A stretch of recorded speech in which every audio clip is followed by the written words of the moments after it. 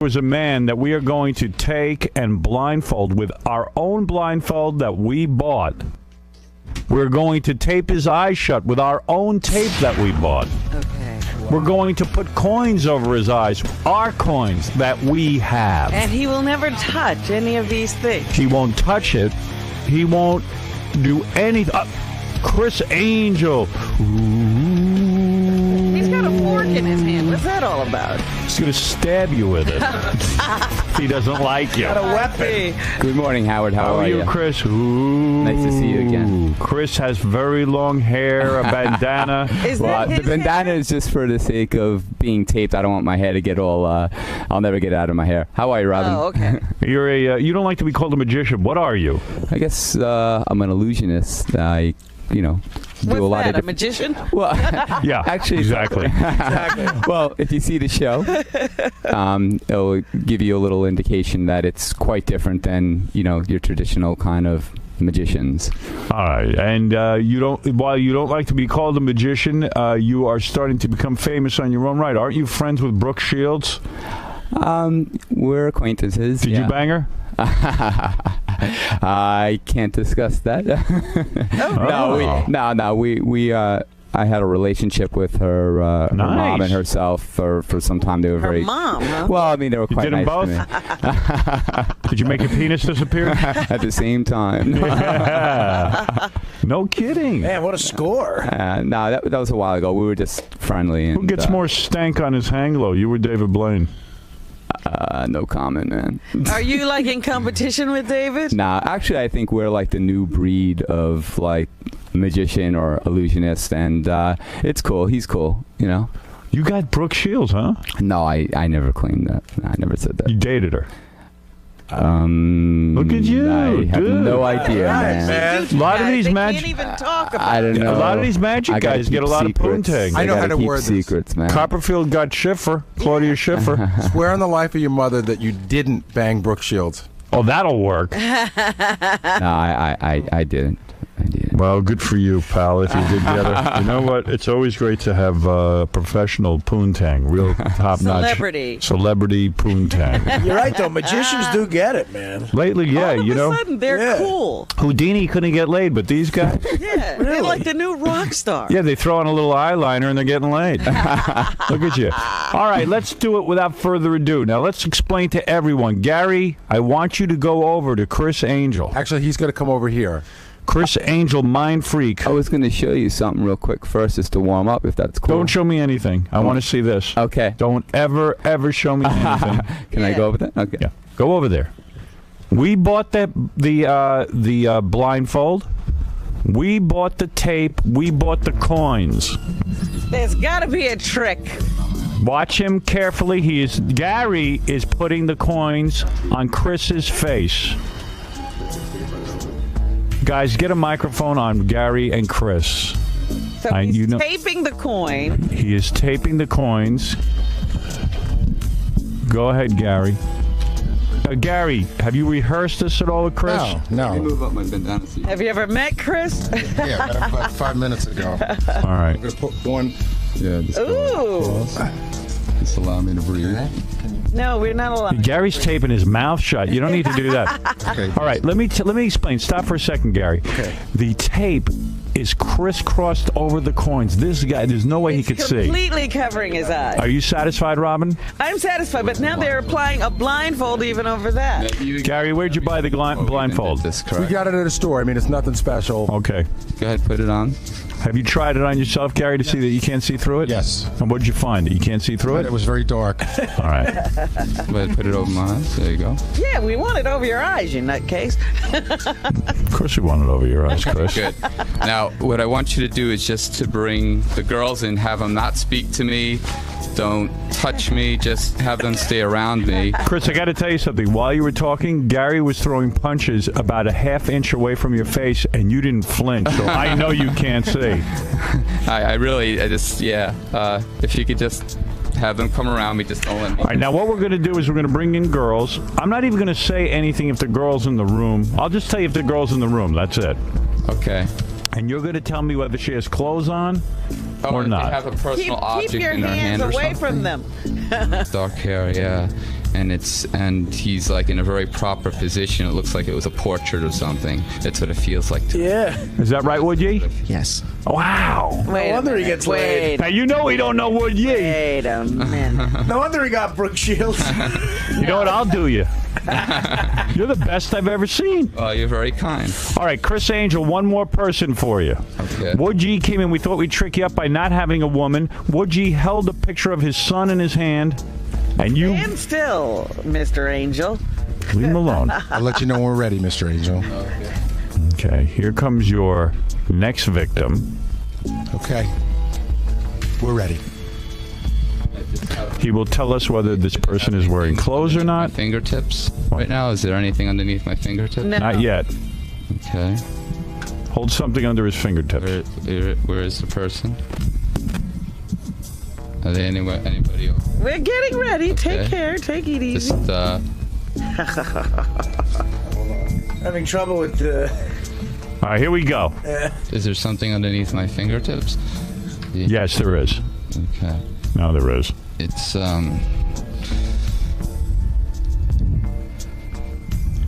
All right, this put it like 4 inches underneath my fingertips for me, okay?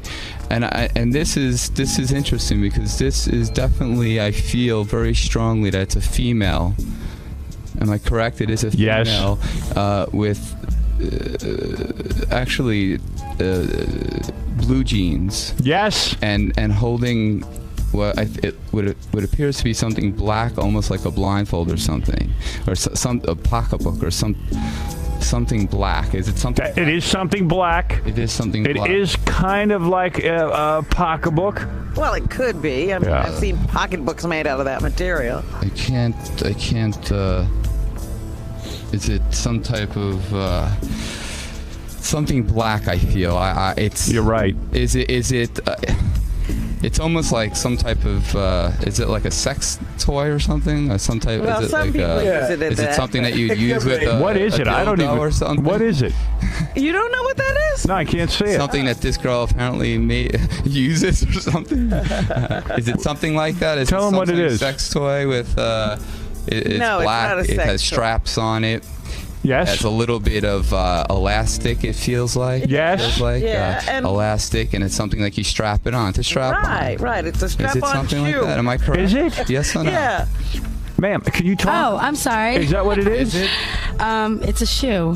It's a shoe. Yes, it's a stiletto. Black It's stiletto. Okay. Well, it has some it has black elastic. Yeah, It does. strappy. And it Straps, has yeah. it's black and yeah, it has a little like probably a 1/4 inch of elastic. And you are good. And she is wearing jeans, Yes. by the way. And I is do have a wearing- pocketbook with me. Hey, see, all right, see, you. Oh, throwing you me threw him different- off. Oh, yeah, you got the pocketbook next to his hand. Okay, so. Oh, man. Black on, like a sweater or something. Black Yes. Yeah, on. long. A real Yeah. sexy sweater. Wait till you see this Yeah, one. You're very attractive. I can.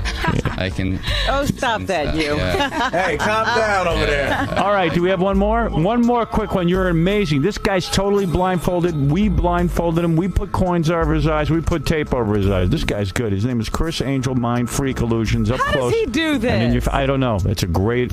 Whatever he's doing, it's great. Where am I here? All right, here he comes. One more girl. Nobody's in here with him, are they? No. No. No. There's nobody here he knows. Sorry. Something. You're stepping all over. Okay. Yeah, so- Foot up. Right foot up. Okay. How the hell is he doing this? Person have something in her hand. Are they in the room yet?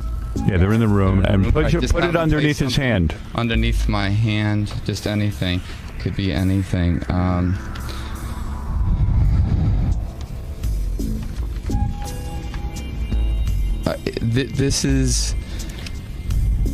This is I believe this is a female. Am I correct? Yes. It is a female and an attractive female. I sense that You're not kidding. she has Yeah. like I love this is actually good. She has probably like a white shirt, but how would you love this? It's the belly shirt. So you see the Yes. belly button. She's showing and her she belly. has some probably some really tight black shiny pants with like the the lace front to lace them Yeah. up in the front. 100% right. And she's probably holding, it's like some type of, I feel, let's put it underneath my fingertips, about 2 inches. It's like some type of cosmetic, like lipstick or eyeliner or some type of something. That's exactly Am I right? it. Yeah. That's right. It is right. That's right? Is that what you're holding? Lip gloss. Lip gloss. Lip gloss. I knew it was something like that. Wow. Yeah. Wow. And if you What's take her off name? everything, you'll see that I haven't done it. Wow. This guy's gonna bang all three of these chicks. You take it off and make sure there's like no cameras attached to his eyes. What does my shirt No, say? Wait, let me just think about this. It says something with a DA. It's like an orange writing. This is crazy. He's great. Something orange and like black around the orange. Fabulous. With a white T-shirt. And I want you to just pull down, and I want you to totally see. Look, he's got nothing on. He's got no. Coins are still in my eye. Like, all right. The coins are on your eyes. The tape is on your eyes. It's all of stuff we bought. He didn't bring anything himself. That's Criss Angel. believe it. Attractive? Well, you can believe he did it. He just did it. What don't you believe? What's under that hat? What do you got underneath that hat? Oh, it's just my hair. Look, there's his hair. No cameras. I just didn't want it to stick to. All right. Oh my goodness. You're good, dude. Thank you very much. I don't know how you did that. How do you do that? Tell us. By the way, what are you sticking in your pants to make your package look so big? With it? Yeah. Just the package, dude. Okay. Just the Good. package. Sure. Way to go, dude. Dude, I don't know what you're doing, but that's a great illusion. Yeah. Girls, where are you guys from? You're really hot chicks. Scores chicks? In fact, don't you recognize our friend from Hungary here? Oh, yeah, Yes. baby. You look great. I forget her name. What is it? Yeah. What's your name? What's your name? Veronica. Oh, how you doing, Veronica? Good. Yeah, I know you.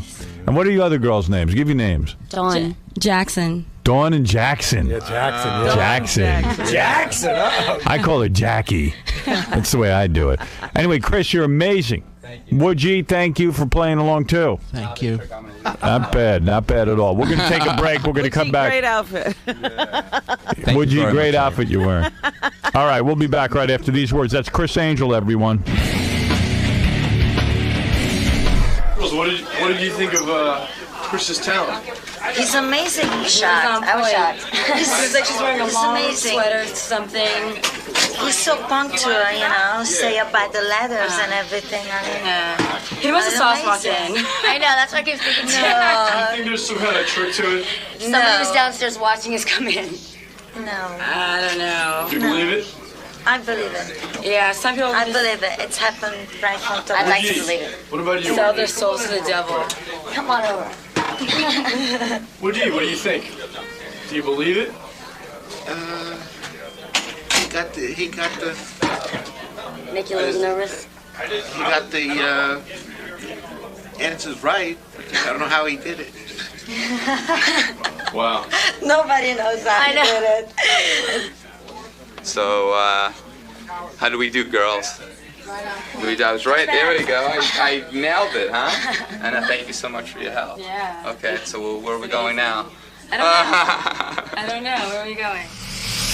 A whole bunch of things to go over with, and a lot of people on the phone. I just want to say this guy, Criss Angel, is an amazing illusionist. He was great, man. I don't know the difference between a magician and an illusionist, but the guy really was blindfolded. And the fun of it is, after he left, Robin, me, Artie, Gary, we're all trying to figure out how he did it. And when you can't figure out how someone did it, That's the best. that's the best. You know he can't really do it. But he did it. He did it. And, there's a guy on the phone who said, hey, Criss was wearing an earpiece. And I went, that's how he does it. Then the guys just told me, Doug told me they went over him. There was no earpiece. There was nobody there to even see. Right. Who would have been giving There's him no that way. information? Yeah, there was nobody there. No way. It was a clean slate, and he did everything right in front of us. And I even said to Robin, because Robin was buying into the camera theory, I said, It's got to be a camera. but his eyes are taped shut. And there's no way to get how could you even see the camera? Unless it was built into his brain. It's an amazing illusion. Do you have? I don't know where it was. Yeah, that's what I'm saying. It's really something to see. The guy's good. Yeah, I think maybe that package you noticed. but how do you attach it to your eyes? That's all I'm saying. We taped his eyes shut. Yeah. We taped him shut. We blindfolded him. We did it all ourselves with stuff we bought. Yeah, it didn't look like he was wearing anything. And he does say, listen, he is an illusionist, but go figure out how he does it. I tell you, the guy's something else. Didn't you get the feeling he could bang all three of those chicks after that, too? Please. Yeah. They were very impressed. That's how they get them, man, these magicians. Yeah. You have to see it on TV, but we aired that, I'm going to tell you, okay? Eric, you're on the air. Hey, Howard, he definitely had a camera either in his belt buckle or somewhere down by his crotch. Here's the problem. Everything that he said. Here's the problem. We were doing it on the radio. You couldn't see. His eyes were taped shut. There's no way he could see a camera. But that camera was being seen by somebody else.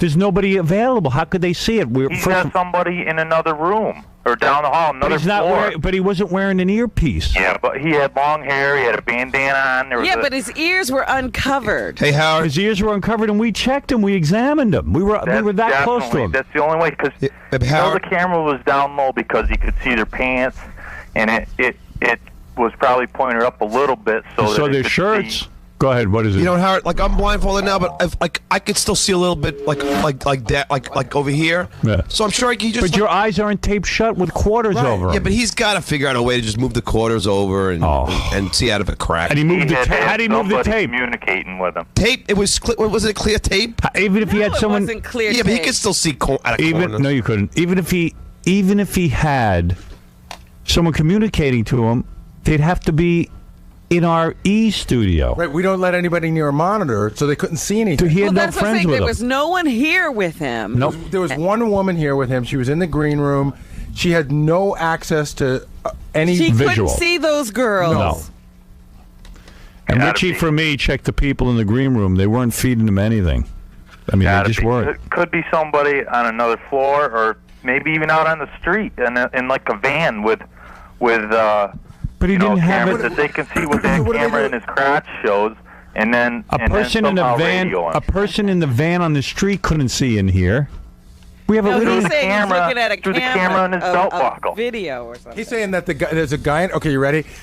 He's got a camera in his hand, which he's feeding to a guy in a van in the street, who is then sending something to an earpiece to him. Can I tell you something? Can I tell you something? We can't even get our RF to work here in the studio. There's but no that's way. what makes this look so good. Okay. Hey, I got to go. I'm telling you, that's not how he did it.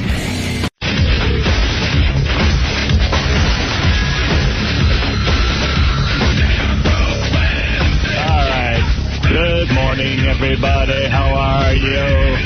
It is good to be here with you in the morning on Sirius Satellite.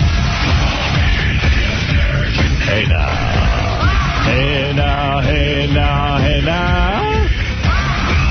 Yeah. Good morning, everybody. Welcome to Tuesday. Hey now. Yeah, this is going to be a tough show for me. I got up at 2 in the morning, and I was not able to go back to sleep. I laid there for 2 hours, and then the alarm went off about a bunch of shit.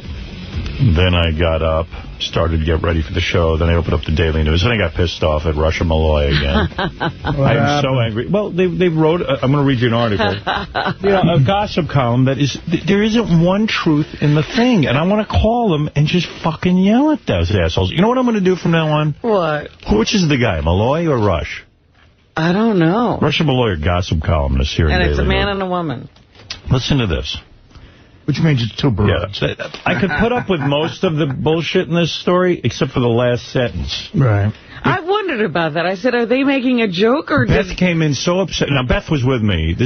I don't know if they're making a joke, but I would never say this to a woman. You know me. Right. I would never. This is what people imagine I'd be like in my private life. I'll read you the whole thing, but first I got to read you this part. And I got to, Gary, get that fucking Rush and Malloy, whoever the fuck these two nightmares are. It claims I was somewhere, and I'll tell you where they claim I was, and I was there, but... That's the one truth? Yeah, a fan yelled out, Howard, a pretty girl gushed. Now, mind you, I'm with Beth. Mm-hmm. Howard, I love you. Howard replied, so are you going to get on your knees now? Good thing Beth laughed. Jeez. Now, I got to tell you something. Jesus. I know we do a wild show, but if anyone knows me, I would never... I have 3 daughters, and I got news for you. The reason I get upset about the shit they write about me is because I don't want my daughters reading the paper today. And the weird thing with me and my daughters is when they read something like this, they tell me about it. So that's even worse. Ooh, so... And it's like they just sort of try to live with So it. their father's an asshole. I went to an antique show, according to this newspaper today, and a woman said, Howard, I love you. And I said, so why don't you get on your knees? Right. In a million years, I wouldn't be that fucking lame. I'm just so bummed out about it, I can't tell you. So from now on, I'm going to talk about this guy, Rush. I guess his name is George Rush. You know, I heard from someone that he called a woman a cunt the other day. She came up and said she was a fan of the Rush and Malloy column, and he said, you're a fucking cunt. And he called her a cunt and kicked her in her snatch. That's a quote. That's what I heard. The only unbelievable thing is someone being a fan of the Rush and Malloy. Yeah, well, you know. I have to work on my story. Right, yeah, you got to do something better. I read your column every day. But not only that, the entire, like Beth pointed out, there's 15 false things in here. Like literally 3. The column isn't that long. How could there be 15? Howard Stern made traffic and rock and raunch on the air, but at home he likes the finer things about him. The serious jock and his girlfriend, Beth Ostrowski, took an interest in a $300,000 18th century partner's desk at the Society of Memorial Sloan Kettering's preview party for Houghton's Art and Antique Show the other night. So, we have a decorator who said, would you like to go to the antique show? I have some extra tickets. I said, oh, great, I love looking at that shit. I go in there, and I'm walking around looking at stuff. So I see a desk, I go, oh, that's, the guy says, isn't that a beautiful desk to me? I go, yeah, it's beautiful. I go, what's a thing like that cost? The guy goes, $300,000. I said, wow. I'll be moving along. I'll be moving along. That's the story. I'm not looking at it. I wouldn't, in my right mind, ever be able to. I would be afraid to sit at a $300,000 desk. It's a completely false fucking item. I did that probably at I went over $1 million. Yeah, a million things you looked at and said, oh, I wonder what that cost. There was a table there for $500,000. Oh. And I was like, wow, imagine that, a $500,000 table. What's a $500,000 table No look like? chairs come with that, do they? Actually, it was like a 20th century thing, like not an old antique-y thing, right. And it was like $500,000 coffee table. And like, I guess people who know this stuff, they actually make money and stuff with it. But I don't know anything about it. And I was there as a guest of this guy who was nice enough to invite me. And I used to go to the Armory all the time when they had the Japanese show and all that other stuff. Yeah, I do that stuff all the time, too. Yeah. Stern hasn't finished the shingle-style mansion he's building on 4 acres in Southampton. He's already recruited designer, okay. Chances are they're planning some space for Beth. A spy says she has a separate bedroom in the beach house Stern rented last summer. For $600,000. I didn't rent a house for $600,000. That's number one. I never paid $600,000. That's number one. He keeps writing that shit. But, okay, I don't even care about that. You're throwing around that S word a lot, and it sounds a little gratuitous. Is it? Okay, I'm sorry. But I'm really pissed, and I'm tired, and I'm fucking cranky. Right? Now the fucking sounded real. See, it's funny. I thought there weren't enough shits in there, Robin. See how different we are? Yeah, well, I'm trying to find the right balance. Robin's right. So, the idea that... so the other day I told you they called and asked if we had separate bedrooms. Right. And I wouldn't even dignify it with an answer. It's not my job. But I was on the air here and I told you we don't have separate bedrooms. Right. The house where we sleep together every single night in one bedroom.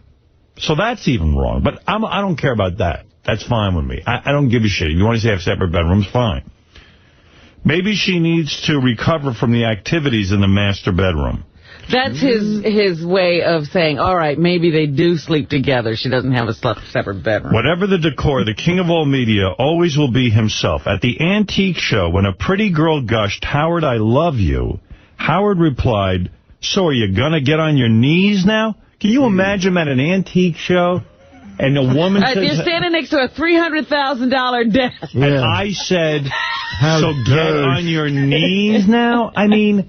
on the obviously new money. On the life of my children, I would never fucking ever say that. I'd be, first of all, very thrilled that a woman would say, Howard, I love you. Absolutely. You're always gracious. Yeah. I mean, it wasn't like that. You know, years ago when Rush and Malloy were on our show, a lot of people called and said they frequented swing clubs. And, you know, I didn't put the calls on the air. Oh. Yeah. A lot of people called in, and I thought, well, that's not fair to them. Right. They don't, you know, I can't substantiate that. Where would I say to a woman, get on your knees now? Well, and I got 3 daughters who read this shit. Gary, get them on the phone. First mistake, being nice to a gossip. They're the worst. Yeah, you know, I've always had the philosophy, well, if you're nice to them, like maybe they'll be okay with you. But no, it's like... It doesn't work out. Yeah. And I'm the first one to admit, I love gossip and I love reading it, but... How can you believe a thing when you read what's written about you? Yeah, I'm telling you. I mean, it's just a complete lie. I mean, I just never would do that to a woman.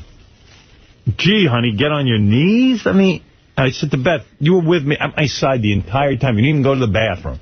Did you ever hear me say to a woman, get on your knees? You wouldn't say that if you were alone. I know. I know. I know, I know. But this is what they choose to write about. And I don't mind a true story. You know.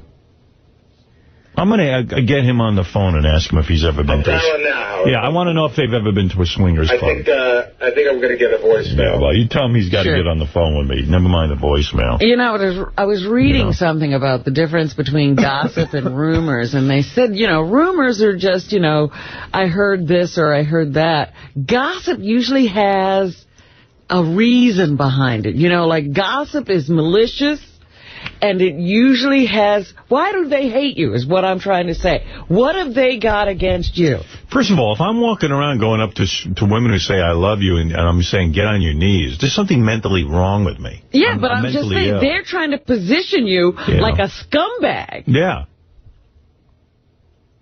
It's unbelievable. And so what do they got against you? You never did anything to these people. Hey, James, you're on the air. Hey, Howard. Hi. Hey, SFN, a lot of the shit's coming from there. I mean, there's some wackos there, there's good guys there. But a girl called Lisa C. claims that she used to work for you. In fact, she got some status as a VIP. Okay. And she posted a big post about you having separate bedrooms. And this is about 3 months ago. Really? Oh, so maybe that's where it comes from. Like Howard Hughes, you know, and they would have sex in one room, and then Beth would get in another room, and he'd get in another room and sleep. Now, how would she know all that? How does she know that? I don't know. I'm sure it's just all bullshit. But Beth has in our apartment. Yeah. Beth has a room where she keeps a lot of her stuff, and there's a bed in there because my kids sleep in there sometimes or guests come over and but sleep. this woman is claiming that she knows your sexual habits and what Beth has to do afterwards. And Beth and I sleep every night together in the same... We have one bedroom.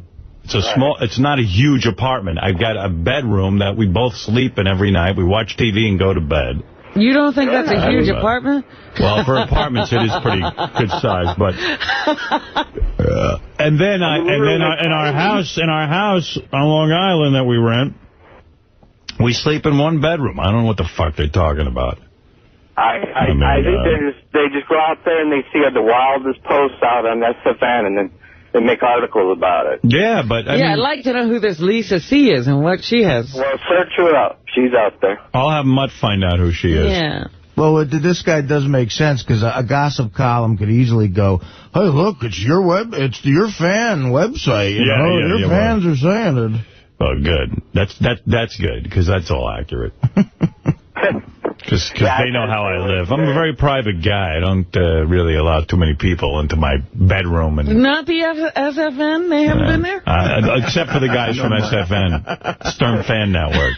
One guy from Howard Shrine has been over for dinner. Right. All right, thank you. That's probably the source of all this bullshit.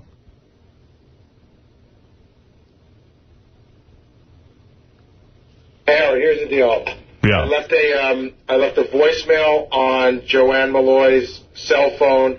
I'm emailing her now, and I called our publicist, who knows how to get a hold of them really quickly, and left him a message on his cell phone, because he usually knows how to get them right away. Yeah, I would just like to know, what is the agenda here? Make me look like a total asshole?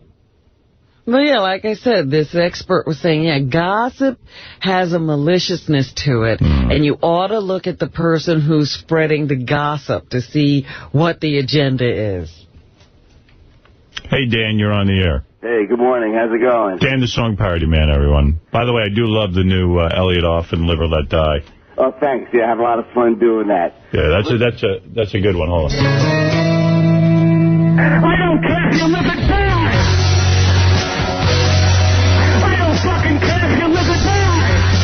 Why? I don't fucking care if you live or die. I don't care if you live or die.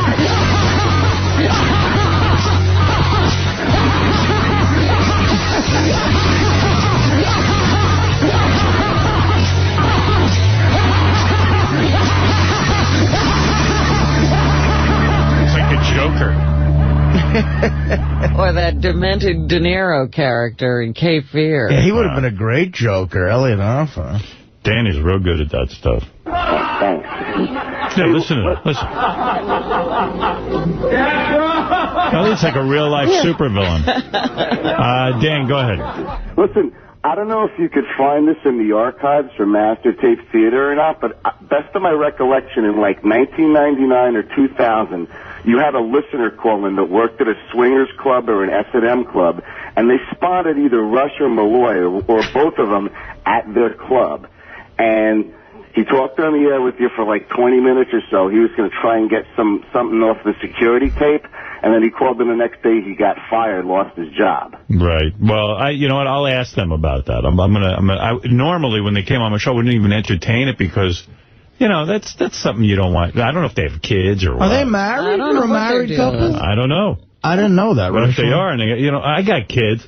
And I'll tell you what, I don't want my I got 3 daughters, 3 young ladies who read that I'm out on the town asking women to get on their knees for me. Yeah, God forbid they ever bring any of their friends around you if you're doing stuff like that. Yeah, like what parent would want me around their kids if I'm going around saying to people, hey, get on your knee. I mean, they should lock me up in a mental institution if I'm doing that. Well, they don't. Well, you know, people like that, you know, they're just looking for anybody to say anything so that they can print it and they can say according to a source. Right. And you guys, I mean, let's see them produce that source. Let's see them produce that source. I want to know where they got that story from. That I went up to somebody because those are quotes at an antique show, and I would say such a thing. Now, if somebody told me that a dresser cost $300,000, I would say for that kind of money, the dresser should get on its knees and blow me. No, you're not kidding. There's the joke. Yeah, and you know what? I was polite, too. Like, I said to go, oh, it's a very nice desk. You know, I mean, what are you going to say? $300,000. How the fuck you... You're not there to entertain. You're not pulling up a bunch of people and starting to do stand-up at the antique show. Yeah, I mean, I'm just walking around. I was invited, and I thought it was kind of nice to look at some nice things. I don't know. It's a nice desk. I'll give you $80 for it. I didn't buy anything. I just was hanging out and looking like everybody else sitting there. Yeah, but they're acting like you're trying to make a spectacle of yourself, telling the woman to drop to her knees so everybody notices Howard Stern is there. I'm doing the show. Well, you know, I mean, these two obviously have no integrity whatsoever. It's zero integrity. Really? Just shocking. Thank you. All right. Take care, man. All right. Well, hopefully later on in the show I'll be able to confront my accusers who say that I'm so out of control that I'm telling women to drop to their knees at antique shows. Yeah, I think it's time to up that medication. Yeah. Because really, I'm not. If I'm doing that, then I'm not to be trusted. Oh, my God. I'm very, very embarrassed by that. I mean, it's just a bummer. Yeah, if you're doing that, you must be up to worse. Yeah. Man, I wouldn't mind. If I'm doing it, then fine. I know guys who would do that. Oh, sure. Yeah. And then they get major endorsements. Bobo, man. And listen, I'm really pissed off. This has been going on for fucking years with these people. Why don't you sue them for slander? Remember a few years ago they had you buying a Mercedes for a stripper? No, that was Page 6 had me doing that. But I'm just saying, someone's always in the news doing this shit to you. Yeah, they've been on a real tear about me lately because they're angry with me that I don't call them back when they get their false items. And I said to them, it's not my job to sit there and confirm every story you hear about me. But if they do get a false item, they'll say you denied it and still write it. That's right. I'm not into that. That's not my job. I don't. What do you think I do all day? I'm in the same business. I don't sit and call people all day and go, do you deny this? All right, thank you. Let's go to Jason. Hey, Jason in Lindenhurst, New York. Who dis? Who dis? Who dis? What can I do Howard. for you? Yeah, hi. Listen, man, love you. Long-time fan. Been listening to you for almost 20 years. You are the greatest. Thank you, Jason. I just got to say, I work in Manhattan. I work at a restaurant near Columbus Circle that you've come into quite a few times. Don't want to mention the name or anything, but... Well, mention the name. It's okay. Vincenetti's. Yeah, I love Vincenetti's. West 68th over there. Yeah, it's a great place. Yeah, and I just got to say, every time that you've come in, I mean, I'm a huge fan, never come over to you, but nothing in your personal life, like you are on the radio, you know, it's a show that you do, and for them to make a claim like that, you would say, you know, why don't you drop to your knees? Anybody that really knows you, that listens to the show, knows that it's just all a bunch of bullshit just to sell papers. Yeah, I know. It's just that my kids read that stuff, my parents, and you know, and they probably think, wow, what an asshole. Yeah, you know? they're not going out of the house today. Yeah, so... Hey, Artie. Yeah, man. Hey, fuck you, fat Artie. Fuck you. I love you guys. You guys are the greatest. Thanks a lot, Jason. Later. Thank you. Bye. Yeah. Fuck you. Fuck you. I was already in a shitty mood because I woke up at 2 in the morning. Yeah, that's never good. I was all charged up. I had a bunch of stuff on my mind, you know. I was going nuts. You know, we got Wednesday and Thursday are the 2 big days. Right. Where we're having a free offering on the Internet. Anybody who wants to listen to us for free, I'm excited about it. I think it's a great idea. I think anybody who hears, you know, like Gary told me, Gary went over to, I guess it was Barney's yesterday. There's a restaurant in Barney's that Gary says is a real scene. Barney's is a famous place to go shopping, and I guess there's a... Yeah, there's a restaurant inside the store. It's called Fred's? Fred's, yeah. I've eaten there before. Yeah. I've had lunch there before. Yeah, it's good. It's amazing. And Gary says it's a real scene. It's like upper crust ladies and like, you know, chicks yes, the ladies shopping. who lunch. And there are famous people there. What did you tell me? Who'd you see there? Well, when I walked in, I didn't see them, but I guess Matt Lauer and his family were sitting right behind us. They were just finishing up and getting up. Right. The whole family or just him and the kids? No, the whole family. Evidently, I guess everybody's trying to make a go of it. But you know what's really weird, Howard? You go in there, and it's these women that probably were really hot back in the day, and their daughters, and they both had the same plastic surgery. Oh, it's yes. just like a whole weird thing. It's like everybody has the same plastic surgery. Yeah. Everybody starts to look alike. There's a lot of 1982 #1 draft picks in there. Yeah. I mean, everyone's face is pulled tighter than a drum. Yeah, so, you know, Gary was in there, and who was sitting there eating lunch was Conan O'Brien, and he came over to Gary, and he says, you know, please tell Howard, you know, I listened to him on Sirius, and he said, the show, what did he say? He said the show is just better than ever. I couldn't believe it could get better, and it did. Wow. He said that he bought his entire staff the satellite radio in a year subscription for Christmas this last year, that they all love it. He even said Frank Smiley's loving the show. He said the same thing. Yeah. And he just said the show's just as good as it's ever been. Well, that's nice to hear. And so, you know, my point about the free offering is that it'll give people the opportunity to hear us. Yeah. And I think it's a great promotion. Yeah, because I had an opposite experience. I went to a restaurant that I go to a lot. It's not not any place special. It's just a neighborhood place. And guy said we suck? It's a Chinese restaurant. And the guy said, are you still on TV or radio? Are you still working with Howard? What do you do now? Yeah, where you been? You know what I got yesterday? It was weird from somebody I'm pretty friendly with that listens to the show a lot. Was the show's great, love like when you interview Hulk and all that stuff. It was a woman, too. But that some of it's just getting too dirty. Too dirty. Yeah, the Sibian and especially no need for Richard and Sal to be naked. But being very serious. Like, she's like, they disgust me. It's hard to give him person. How can you do a 5-hour show every day and everybody like everything? I mean, it's absurd. I've come to that conclusion because literally, even with Master Tape Theater versus the Friday show, it's like, all I was doing was getting letters. Nobody wanted the Friday show. Right. We put on Master Tape Theater. And they love the Friday show. Now they love the Friday. It's like, you know what? I give up. But anyway. It's like trying to get the World Trade Center rebuilt. Everybody wants a part in the decision. But one thing that I have noticed that I, never had to think about before was sometimes, I'm riding around in that new car you got me, and I'll have the top down, and I'll be blasting the radio because I've been zooming down the highway, and then I pull into a parking lot, and somebody will be yelling, shit, fuck, cunt, piss. That's great. It's blaring. I'm like, oh, my goodness, let me turn this down.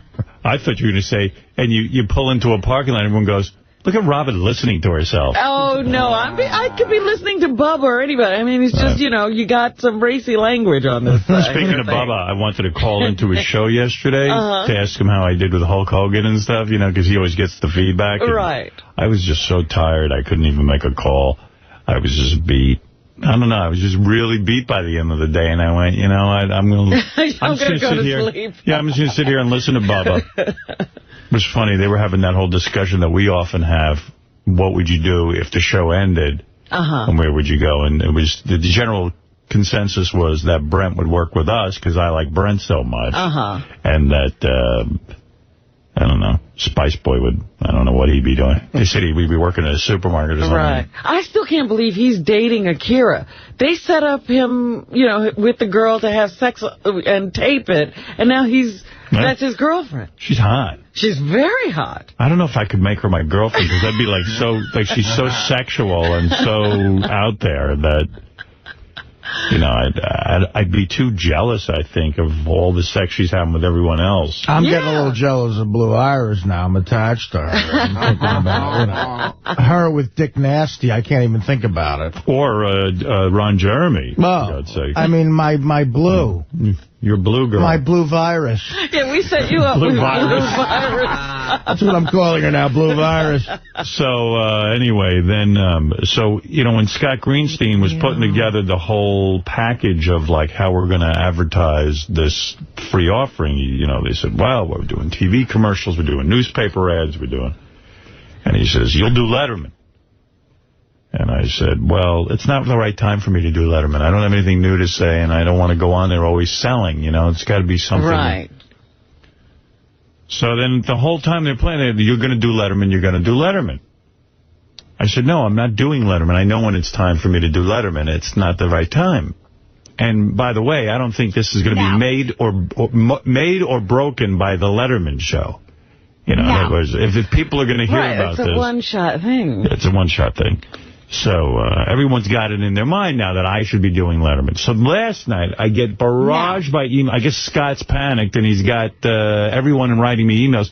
Tim Sabian first writes me an email how I should be doing Letterman, and wrote a series of ideas and jokes that I could do on Letterman. He's writing for you? Yeah, and it's the lamest. He's giving you ideas. You got to read into it. You got that email? Yeah, I got it. Well, first, Scott Greenstein writes me. He goes, well, you could go on Letterman, and if you don't want to be a guest, go on and do the top 10. Like, I'm in charge of the Letterman show, and I'm going to go on and do the top 10. Yeah, Letterman, I'm doing your top 10 tonight. Number one, Letterman hates doing the top 10. Number two, I hate the top 10. Number three, how would that promote Sirius, me reading the top 10? I think Letterman, just to get out of it one night, would love for someone like you to do it for Right, yeah, come in, please. Well, Scott once told me, you go on Letterman. The first idea was, he said, go on Letterman and play clips of your show. I go, yeah, you see that a lot on Letterman, me playing audio clips. You and Letterman listening to the radio. Yeah, with the audience staring at us. About me. It's like some guy putting out his family photos. You know, that was one time where you, as a much more experienced guy in this business, told me something that was so right. Like, my theory was, when I first became a regular on Conan, I was like, do it. If they offer it every month, just do it, do it, do it. And then I remember you saying to me one time when I had the DVD out, you were like, it's so much better when you have that specific thing. Yes. You know, like to talk about at the end, like a plug, a movie, whatever it is. And I see what you're talking about. It gets gratuitous. You get on, and Letterman sees through it, too. He's smart. He doesn't, he's, well, gee, Howard, how great. You got, then Tim writes. The way you would be with a guest on here. You go on to promote a Freeview, and he's going to crap all over it. First of all, I thought it was funny. Tim is like Tim's a great guy. He's a great program director, but he's the least funny guy. When we're in here in our Thursday creative meeting, sometimes you think like Tim's like a super fan. He goes, you know what I like when you guys used to do in 1997? I go, Tim, we don't do that anymore because it's like it's done. Right, it's 1970. Yeah, so Tim's. He's not paid to be funny, thank God. Yeah, I think I printed out Tim's. Or he could come in here and do his material. Maybe you're not selling. Oh, I don't think I printed it out. Oh no, I have it on my computer. Material. Oh, what's wrong with me? All right, so Tim sends me an email talking about how I can go on and say, I'm no longer the king of media, I'm like king of the world now, because everyone in the world can hear me. I've got it memorized. Geez.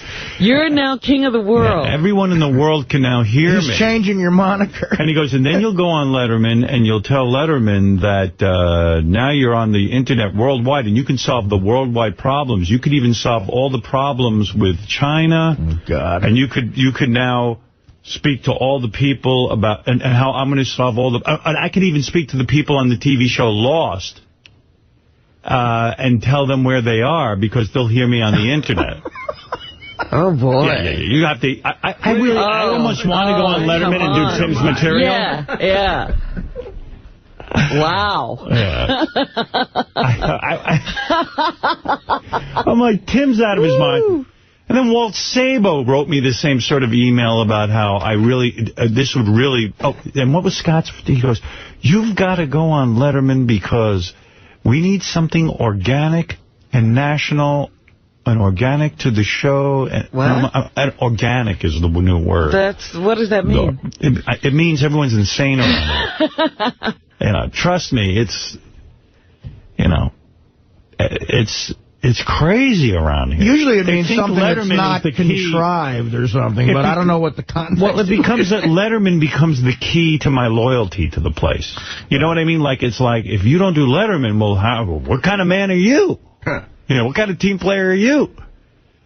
You've got to call in a favor. Send Martha Stewart on Letterman. Yeah, she can get on Letterman. She adopt a black kid and go on Letterman. I think that's what you need to do next. Yeah. Why don't I conduct my life for Letterman? If you adopt a black kid, you can get on Oprah to apologize for it. And I'm like, what do you think? I'm just going to call up Letterman and now go on? I'm supposed to have an appearance booked on Letterman. I'm supposed to do it again. Should I go on and just say I'm representing Howard? Yeah, go on. And go on tonight. And I'll do Tim's material. Would you mind? I'll take that. You know what? I'll take the hit. Hey, where's Tim? Have Tim print out his email to me. I got to read it to you. He's not here yet. He'll be in about, he usually gets through about 10 minutes. He's not here yet. What kind of company man is he? Let me see. Can I get into my computer without like a 7-hour process? How do I do that? I'm sure it's fucking monumental to get it. Want to time me? I can't even get the monitor on. So far, so good. So far, the monitor won't even come on. Every time we go to use this... Oh, here, and now Scott's got to come in and help me. Oh, this is my computer? How do I get to it? How do I get to my email? He's looking more and more like Uncle Fester every day. Just minimize this. Minimize this. Go up here. Oh, that's easy. Exit out? No, just minimize. All right. Minimize. Now what? Open your Lotus. Is it in Lotus? Yeah. Put your password in, it should do it. Yeah. It's probably going to have to download all my emails. Right, you haven't used it in so long. So it's going to take an hour, right? I don't know how long it's going to take to replicate. Oh, no, you got to replicate. Oh, that's right. I have a different password here, too, I think. I can't even get into it. Forget it. Oh. Wait. I want to see how long it takes me to get into my computer. When was the last time you replicated it? It'll take 5 years. No, but meanwhile, I don't even... There's 20 different passwords. Uh-huh. And you don't remember this one? I do, but it doesn't ever work. Look, I'm telling you, he's Uncle Fester. Look at Scott. I forget it. I give up. I can't get into email here. You should put a light bulb in his mouth. I should give you my password because I swear to you, it doesn't work. It doesn't matter. It makes no frigging difference, and I think it's case sensitive. And Oh, so you have to all caps or one cap. What did you do? This is weird. For some reason, you just turned on my stiletto. I'm trying 17 different passwords. Yeah. You know what? I'm seriously. Hey, Tim. Oh, Tim, dude, just print out your email to me. It's the greatest email I ever got from a human being. What is it? Scott Greenstein's pressuring you? No, everybody was excited yesterday. There was talking about you going on Letterman, the possibility. I told them I'm not going on Letterman. I know. Stop with the Letterman emails. So everybody got caught up in the frenzy and start, No. Here's the frenzy. Scott comes into you and Walt Samuels says, get him to go on Letterman. Get him to go on Letterman. Get him to go on Letterman. Don't cover up. So with this frenzy, you came up with all this material? Scott thinks the key to the worldwide audience is Letterman. I was on a roll. Letterman's not talking to the world. Yeah, Letterman's barely got enough. We have more people here than Letterman has on his stupid show. Give me your email. What would possess you to write material for me? I don't know. It was a weak moment in my day. It's the greatest thing ever. You get up at 4 in the morning, you get nuts. Here's some things you could talk to Letterman about. I got to read this. At least try to cover it up. You've ever been Let me go find lost it. for words. Try to cover up next time. Say, to Howard from Bruce Valanche. He's the funniest guy, Tim. And I know exactly what goes on. You can just tell by these. It's not like one guy writing an email. It's everyone. Right. They're all standing over his shoulder. Yeah. Yeah. That's funny. Well, what about the other major stars here? Like, has Martha Stewart ever once gone on a major talk show to plug this thing, or what? Yeah, she went on QVC. Remember that? And sold radios? There you go. QVC. I'm not against going on Letterman. You got to pick and choose moments. It was great when he was starting. Right. Or when he made the first announcement. It's hard to explain that to Scott. It's repetitive, yeah. It's just it gets old and boring, and then you become useless. It's like you become a Fuller Brush salesman. Uh-oh, here comes that guy again. I can't tell you how many times. That's a perfect analogy. How many Letterman appearances? Everyone, you should go on Letterman about this, Letterman about that. With Letterman, forget Letterman. Pretend Letterman blew up and died in the World Trade Center. See, you're one of the few guys, though, that Letterman would have on every couple months. Well, of course, because when I do it, I'm good. And if you start going on for lame-o shit, then you're not good anymore. And it's ratings, Yeah. Well, whatever. But anyway, I was getting all aggravated because I was like, this is some weird pressure that shouldn't even exist. Right. With the Letterman thing. They're running a bunch of TV ads. They got newspaper ads. And they're great. Their ads are great. Fabulous. That's what I was going to say. I had a good old-fashioned decadent night last night. I loved the Giants bet. I loved it. And my buddy's in Vegas, and I put $5 dimes, gangster talk on the gins. $5 is how much? Big time cover, $5 grand. $5 grand. I got the shakes last night. So on the Giants, you put $5. Oh, and the Giants didn't bet on your team. Oh, and the Giants killed them. Yeah, they did. I bet the best year I ever had. They were given 3, right? Yeah, they were underdogs. But the Dallas Cowboys were given 3. Yeah, it was great. But in Dallas, Parcells just looked confused. And, the best year I ever had gambling, I bet every week on the Giants in '86. They were 14-2. They covered like 13 of the weeks. It was an insane year. But I was watching the game, obviously, very intently, and I saw, I believe, 2 of the commercials that Robin saw. Yeah. And the chant your name, they're well done. Right. They're very good commercials. Beautiful. We've given them shit in the past. Right. This is really well done, the commercials. They're terrific commercials. And I'm very excited about the free offer, and I'm excited that a lot of our fans who haven't come over with us yet are going to be listening to us. And then I even got a letter from a guy here in Munich, Germany, I'm an American living in Munich, Germany, who has been jealous of all those Americans who could subscribe to Sirius. It was a lousy feeling being an American who wanted his Howard Stern show but could not get it because Sirius did not have the technology. I saw the worldwide ad and subscribed within minutes, and I could not wait the free 2-day trial. All I can say is it's about fucking time. Oh, nice. Very much enjoying Sirius and your show over here in Germany. Thank you. So, this is a very effective campaign. I'm very thrilled about it, but everybody's got to calm the hell down around here. Everything was aggravating me yesterday. Everything. Where's Tim with that email? Oh, you got it. This is Tim's agenda on what I should be doing on Letterman. And you know what? I wasn't even going to read it because I love Tim, and I don't want to ridicule him. But wait a minute. But, the best thing about Tim is when he comes in here with those crazy words that he uses, and when he writes stuff. So we got to do. Tim's kind of like a fan, too, because he'll go to me, when are you guys going to do Ham and Slam again? Right. And he loves Ham and Slam, and I don't even remember what that is. Do you think something's wrong with the show, that we're not doing a good job? And he goes, no, the show's great, but you're now on satellite. You got to do Ham and Slam. So, Tim, that's a bit from 10 years ago. And I don't know, we might end up doing it again, but I get paranoid. I go, well, maybe I need to be doing Ham and Slam. Right. I don't know. Because I know he always says, you know what I loved? I loved Bob and Ray. Yeah, and I'm like, well, I don't know. It's kind of like come and gone. I don't remember that either. Yeah, I mean, maybe we'll do it. I don't know. It does kind of bum me out. Maybe he's going, what's something wrong? Is there a gap in the show? You know what you got to say to him, Tim? It's got to be organic. Organic. No, that's Scott Greenstein. Scott Greenstein's all about organic. He's Mr. Organic. Yeah.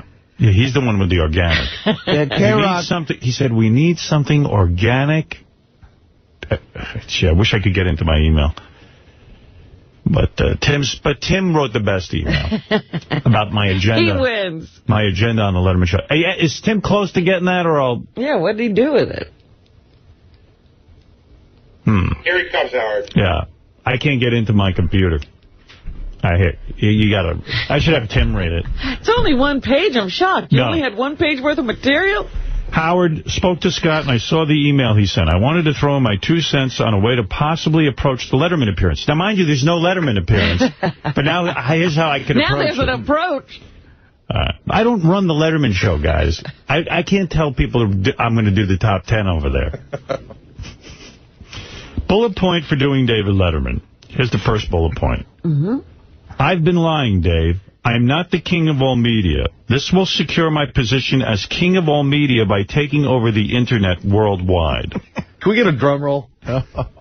So you've been lying all this time. All this time, I'm really not being the king of all media. But now I'm the king of media because they're putting the show on the Internet. Right. There are college students with their shows on the Internet. I mean, really, don't you think Letterman's going to turn to me and go, what the so hell's you're on wrong the Internet? With you? Fucking 14-year-olds are on the Internet.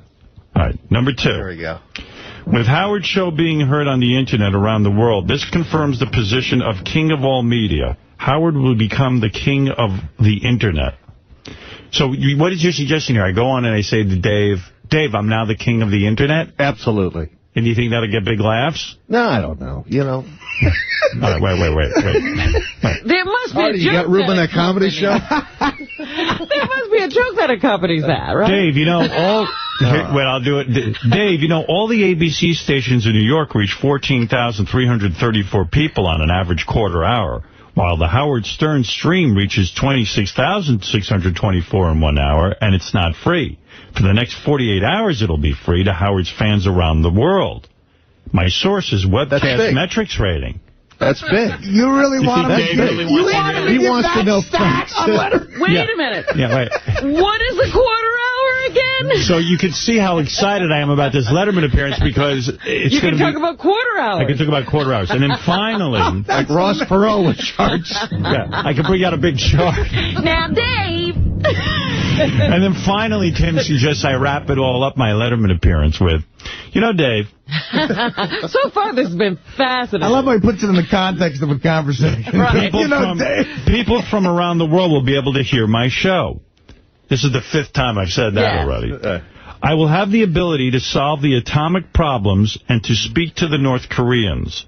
I'll end the wacky celebrity adoptions in Africa. I'll even have the opportunity to speak to the people on Lost and let them know how to get off that stupid island. Now, how about that? Come on. Come on. Yeah, because North Korea is a nice subject to bring up. Hey, move over. Move over. I want a seat over there. I got to tell you something. You have no idea how quickly I picked up the phone and called Letterman and said, I got to get on. I got some dynamite material I have to get on. I'm going to go back in my office now.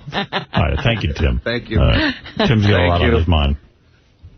That's like sending Mariano Rivera an email. Ways to pitch to Manny Ramirez. Yes. Tim, what if I just go into a school and hold some kids hostage, and then Letterman will want to have me on to interview me about why I lost my mind? Would you promote the free trial? Yeah, of course. Well, I would definitely get that in. The stat is the best. That's the That quarter-hour stat. You know, Dave, ABC only has 14,000 people. When I'm on with my stream, that's a pay stream, is 26,000. That Letterman audience from Iowa already freezing to death in that studio, like zoning out. That big blank stare as they look at me. What did he say? We came all the way to New York for this. What an awesome appearance Howard had. You should have seen how he buried Dave in statistics. Oh. Dave didn't know what hit him. Howard was the most brilliant mathematician. Dave, I've been lying to you. I'm not the king of all media. Howard gave average quarter-hour quotes. It was dazzling. But now he's going to be the king of the Internet. Dave, did I mention that I'll be on the Internet and I'm going to be now, I've been lying that I'm king of all media? And I'm the king of the Internet? Did I mention that? Oh, and now I can be heard worldwide? People in the crowd going, when this guy get boring as hell? What happened to him since he went on satellite? When did he take a dull pill? My goodness. You couldn't get me. You couldn't pay me to listen to that. Boy, that Stern's on fire since he went to satellite. Joan Rivers is stopping by at 7 o'clock. Yeah, she got a good review in the paper today. Yeah, I saw that. For what? What does she got going on? She's got a special coming up on Bravo. About her, stand-up, and they were talking about how on target she is. Wow. She's still doing stand-up. Good for her, man. She's 70-something years old, and she's still on target. She does it every week at the cutting room. Yeah. I tell you, female comics definitely owe a lot to her, man. She really, she was the first one to be brutally honest on stage about a lot of things. Yeah, first one to say anything funny. I mean, yeah, she was really... Oh, come on, Toady Fields was funny. That's true. I take that back. She was good, Toady Fields. I liked her. I don't think I ever saw Toady Fields. Have you seen the paper this morning? There's a broad, young girl, 23 years old. Her grandmother got breast cancer at like 39. Now, let me ask you what you would do in this situation if you're, a human being with this history. Well, you have breast, Artie, so. Right. Yeah. This could affect you. You know what? Oddly, Artie's put on weight, but he doesn't have breasts. Actually, your chest is in pretty good shape. Is it? Yeah. I mean, I don't know. No. Show me your chest. I'm just a mess in general. By the way, Conan told Gary he loves when you come on. Oh, really? Yeah. Oh, that's nice. Yeah. And, then he asked how you are, and Gary goes, "Oh, he's fine." Worries about you. Gary goes, "Oh, Artie's great," and he goes, "No. How's Artie?" Yeah, I mean, it really is. Everybody is like, come on, tell me honestly. Well, Conan's always been nice to me, and for the record, everybody there, everybody loves them. My last appearance, Zach Braff was the guest, came in. There's Crazy Alice. They know obscure references. Every writer, all those guys. I mean, it's just, they love it to death. It's great to hear. Yeah, here's an email. I mean, hey there, someone has got to do an intervention with Artie. I watched him recently on Howard TV, the show where he makes out with Blue Iris. By the way, it's a great episode. I finally watched that, by the way. How did it look to you? Yeah, it's killer. It's funny. It's a mauling. It looks like two bears mauling each other. It really doesn't look. It really looks like two things you want to tag in the wilderness. It is an Omaha. What is that? What was that? Mutual of Omaha special.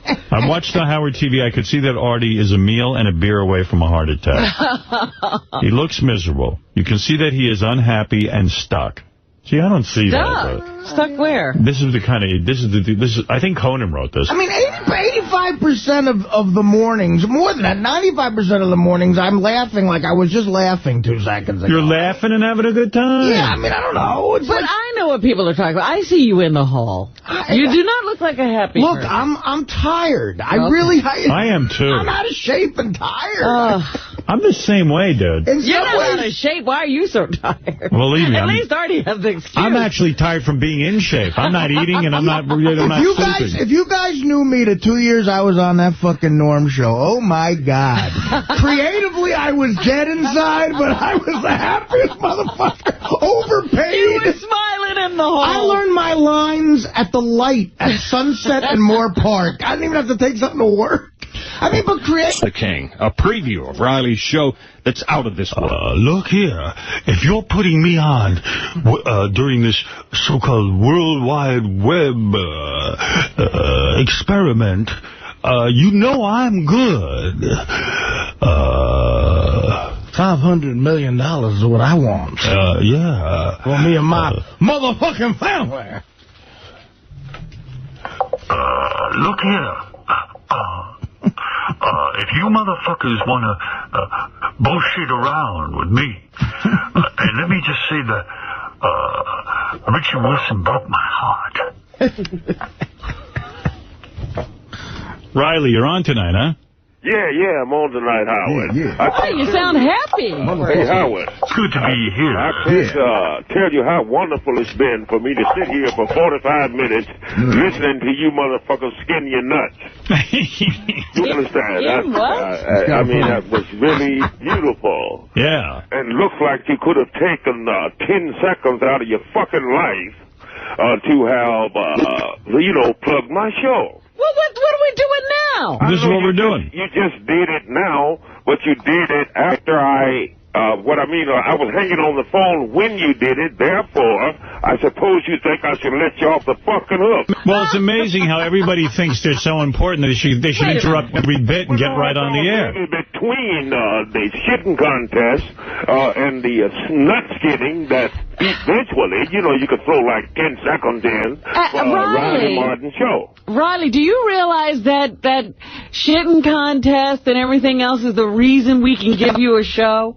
Well, I understand that, baby, but still, Robin, especially you, Robin, I know damn well you could say, hey. Now, Riley, you'll be doing... We talked about you this morning, you nuts. Please. Riley, we'll be doing the show. You'll be doing the show from your home, is that correct? That is correct. Right, so he now has his setup. He has his ISDN line. Yes, he does. Right, at the thought of having to come up there and hang out with you guys while I do my show really causes me to go to a kind of upchuck mode. Upchuck type mode. Nonetheless, that don't mean that I don't love you from a fucking distance. Well, Riley will be on the air tonight. Everybody listen in. He is having a big show, and he will be talking about his bullshit with the aliens and in full force. Is that right? Yeah, most definitely tonight, midnight Eastern on Howard 101. Thank you. That's lovely. His show kicks off the free time starting tonight. Is that right? It starts tonight? That's what Jason just told me. It starts at midnight tonight. Wow. Riley, good luck. You will be reaching the world with your bullshit.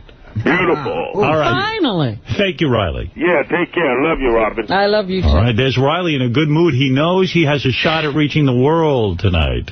You can't do enough for that guy. No, you can't. Yes, anything else, Steve Langford from Howard 100 News? Also, the Gary Dell'Abate roast Thursday here on The Stern Show. A Howard 100 News in-depth report on just what atrocities Sal the stockbroker is concocting in the name of humor. Gary has said his biggest fear is Sal the stockbroker bringing up particularly his brother who died and father who died. He says that this could really put him in a whole different stratosphere in terms of his hatred for Sal. Yeah, it could bum him out big time. Bum him out big time. These stories and much more coming up on the Howard 100 Noontime News weekdays, noon Eastern, updates every hour. Thank you, Steve.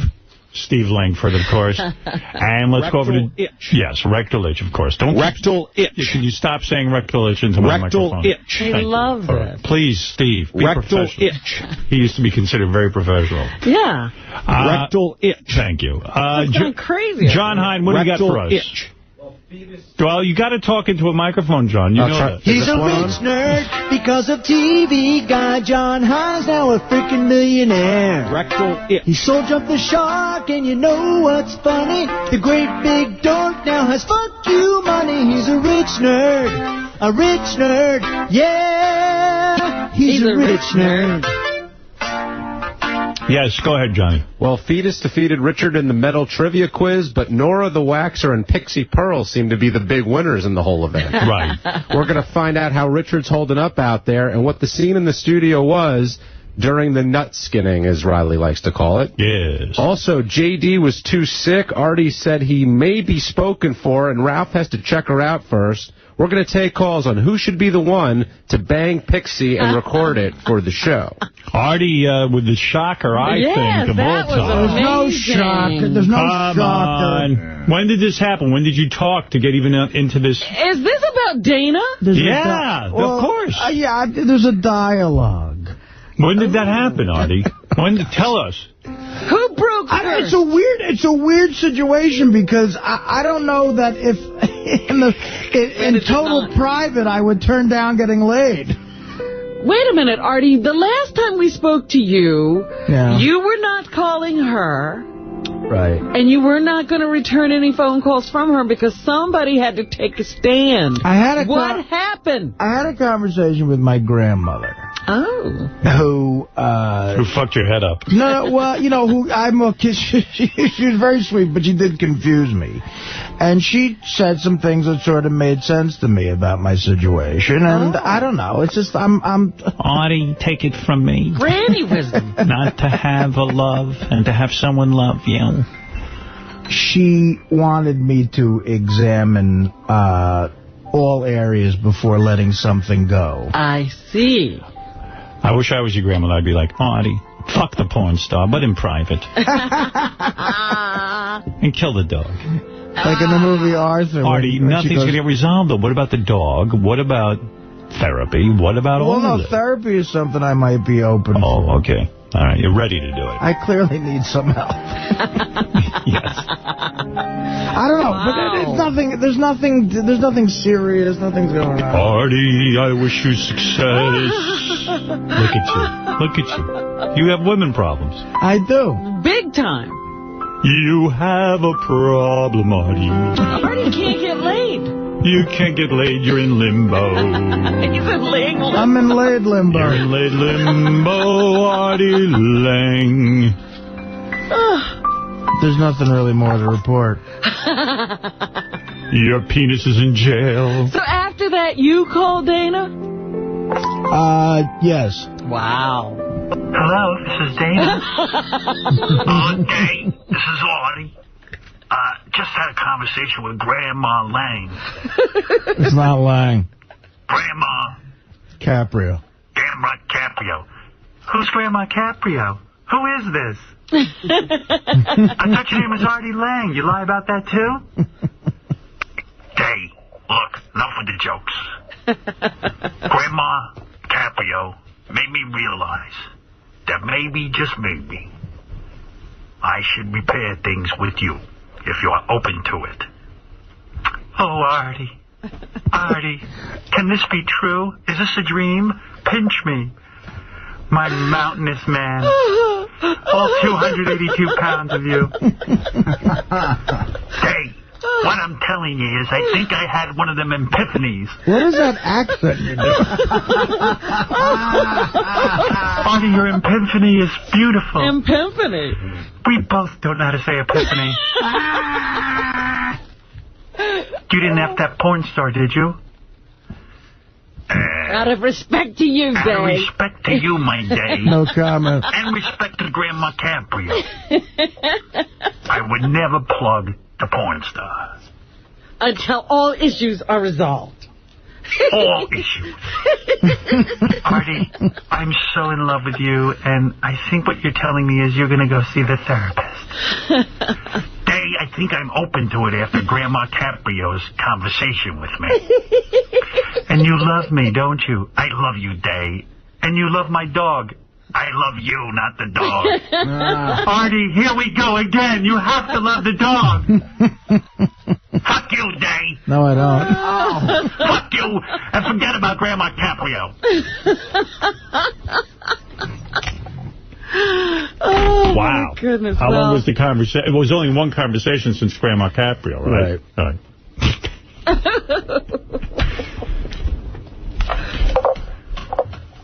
Well, I talked to Grandma Caprio, too, you know. You did? What did she say? She said you're a big fruit. You better get your shit together. The fuck is wrong with you? I can't wait to call in as Beth one day. Go ahead. Here's my megaphone.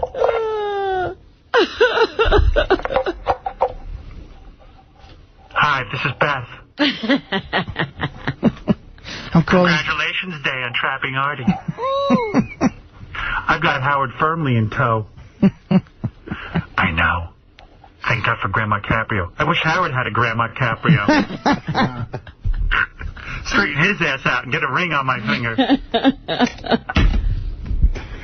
All right, very good.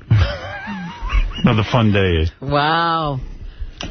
I'm having a great life with Howard, Dana. Oh, you are? What's going on? Oh, we just had another fun day at the antique store. I'm calling from my separate bedroom. Howard hasn't fucked me in months. Well, look at what we stumbled into when we were trying to get that porn star laid. Boy, she had a nice body, huh? I could have shit on her for $575. Would that be okay? Could you... Grandma Caprio says it's okay. I don't think any girl could get mad at you shitting on a girl. That's not considered cheating. All right, I'm going to... John, anything else? We'll be talking about that, obviously. And last but not least, Steve Langford mentioned that Gary's worried about his roast and Sal going places that nobody else would dare to go. We're going to talk about what no rules for a roast can lead to, how a Howard roast would actually go, and take calls on who will cross the line this Thursday. That's it on the wrap-up show. Johnny Boy, sounds like you have a full agenda. That's 11 o'clock. Only 10 minutes from now. Oh, boy, he'll never make it. All right, Robin, go ahead. Let's take a dent out of the news. All right. First of all... I'd like to ram Robin's typhoon hole and hear her moan as she feels my bone. I'd use one of her cats to clean up my load. When I ram Robin's typhoon hole, I'd like to ram Robin's typhoon hole. Thank you very much. Thank you. And hear her moan as she feels my bone. There you go. All right, got a couple of things audio-wise to play for you today. I told you about the grandfather, the 81-year-old guy who got stung in the chest with a barb from a stingray after the stingray jumped onto his boat. Well, he had to make his own 911 call. Imagine how outrageous that is. A stingray jumped onto the boat and pierced the guy in the chest. Stingrays are attacking. Well, you know what? They keep saying how rare these stingray situations are, but we have two within a couple of months of each other. Yeah, lucky that guy, he goes, well, yeah, rare. That stingray jumped out of the ocean into his boat. Into his boat. He wasn't bothering the stingray at all. So here's 211 is his 911 call. Oh, wow, they got the 911 call? Yeah. Oh, that's very cool. I love 911 calls. Now, what's the problem? Tell me exactly what happened. You jumped in the boat and hit me. Okay, where did it sting you at, sir? Where did it sting you at? I'm not sure, but by the heart. Stingray. Look on the head, they're on the way right now. Wow. Yeah, can you imagine? He's pretty calm for a guy who just... Those are great calls. What are they, in the middle of the ocean? The guy stung in the chest. He's not going to be that clear. But was that from the middle of the ocean, that call? No, he had gotten back to shore. Oh. Yeah. They couldn't come get him out in the ocean. Well, Artie, what's the matter? You couldn't understand what he was saying? He said...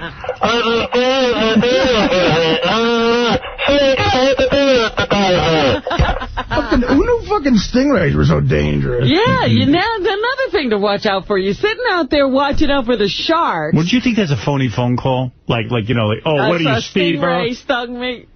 Oh, it's a Steve Irwin phony. We've gotten 50 of those today. Been focusing on sharks all these years. Stingrays are the fucking bastards. By the way, they say that barb is coated in a poison that only causes stinging. It just so happens that these stingrays are getting very accurate at shooting people in the heart. Meanwhile, there was a Another sad story that was also caught by 911. 14-year-old twins in Tennessee got into a fight over a piece of chewing gum, and the one twin lashed out at his brother with a steak knife and killed him. Here's Mom's 911 call, 212. Sorry, 911, what's your emergency? Yes, ma'am. My two sons are 14. They just got in a fight. One of my sons just took a knife and cut one of my other sons, and he's on the floor. You cut him at, ma'am? It's in the chest. Okay. Where's the other son? He's in here. Okay. They just got in a fight over a pack of stupid gum. What kind of gum? Oh, stop it. You know, it's like... But the one kid died. He killed his twin brother. Now he's charged with murder. Wow. Yeah, you got to be sitting in jail going, over a stupid pack of gum. How good could that gum be? Sneakers, maybe. Gum. Great ad for that brand of gum, though, if there's an advertising ad. Absolutely. The gum you'd kill for. Gum people have died over. Brothers kill each other over this gum. It's so good. It's cocaine gum. Meanwhile, do you want to know how many women or how many men your girlfriend has slept with? No, I don't know. You know, I get it unclear. Do you want to know a number? I kind of, like, talked to Beth. Like, Beth... Like, either answers that, like, oh, gee, it's like not even a handful of guys. I got an exact number from Dana. You did? And you believe it? I mean, well, that's... That means she's hardly slept with any guys, because no girl's done a lot. I'll tell you exact number. Right. That's the question, though. I don't know. And put it this way, it was very, as a boyfriend, livable for me to deal with the number. And what is livable? 2. Well, I'll say this. It's got to be single digits. Because I said to Beth, like, Beth sometimes, like, tries to act like she's had, like, a ton of boyfriends. And then I'll be like, well, wow, you've been with a lot of guys. And then she'll be like, no, I just kissed them. And I'm like, you just kissed them? She goes, yeah, like, I've kissed a lot of guys. But How old was Beth when you met her? 27. I see Dana was 29, so I'm thinking, I mean, you know, look, she could be completely bullshitting, too. That crosses your mind, too. But well, because I'm reading in the paper today that a lot of girls know that a guy gets freaked out if the number's too high. Oh, absolutely. And so they lie. There are reasons they discount guys that they've had sex with. Right. You know, they make up another list. You know, there's all the guys they've had sex with, and then the guys they really had sex with. I know, it's disgusting when your girlfriend has sex with other men. Yeah. I don't even think about it. That sucks. And they say that probably the average number is more like around 15. Ooh. But girls will probably admit to between 7 and 10. For what, a married girl, an average woman who's married, or an average, does it have an age there by the time they're 30 or something? 15. Well, any particular age. A girl never gets to the point where it's okay to have slept with 30 guys. Right. Yeah. There ain't no girl in play. Craig, you're on the air in Rochester. Howard, you know, I've been a fan for, since NBC, and I can't tell you how annoyed I am about this whining you're doing about these articles in the Daily News. What do you mean whining? It's a completely fake story. Let me finish, and then you can rip on me. I'm not going to rip on you. You're a celebrity, Howard. Live with it. You got $500 million. Number 2, you and that cackling woman you have in the private cage there spend half the show reading articles about people, movie stars, celebrities. Right. That's right. And there's no truth to those. How do you know they're not true? Oh, Howard, come on. How many times you've read a story about someone like Lindsay Lohan? I think they're true. Who could be true, but it may not be. And how do you know some director is saying, oh, I'm not going to give her the role of her lifetime because some idiot printed this crap in the New York or the National Enquirer? Look, all I can tell you is... With 3 stories, live with it. You get $500 million. Wait a second. Hold on. Oh, it's me. All right, well... Beth is upset because they said something mean about me. God, Come on. You make a living. The reason you're getting $500 million is because... Wait a second. You think money makes a difference than your reputation? What's more important to you? Absolutely, Howard. If you were making... You think... are you a father? Do you have daughters? Wait, you're not letting me talk now. I listen to you. Sorry, go ahead. Do you have kids? Oh, absolutely. All right. I don't know how old you have daughters? Yes, I do. I have a daughter and 2 sons. All right. My daughters are 23, 18... Well, no, 20. 23, 20, and 13. Okay. And, they're young ladies. Okay. They pick up the paper and they read, forget about money, forget about fame, and they read in the paper that their dad is running around telling fans who say, I love you, to get on your knees. See, that's... I want to clear that up with my kids. I'm sorry. If you think that's... Oh, that's different. Okay, thank you. I got to go. You're giving me a headache. What do you mean that's different? It's different. Let me see how you feel about it. I don't care how much money you got or how much fame you have or whatever. Ridiculous. I mean, and that cackling what? That you're having a cage? I resent that. That was the most offensive thing he said. She might be cackling, but she's not in a cage. How dare they say There's that? an amount of money where it's okay for people to lie about you. As long as you have enough money, you can have people lie about you. Guy's insane. You're getting $500 million for them to print lies. Yeah, put up with anything. Let them kick you. Let them cut your nuts off.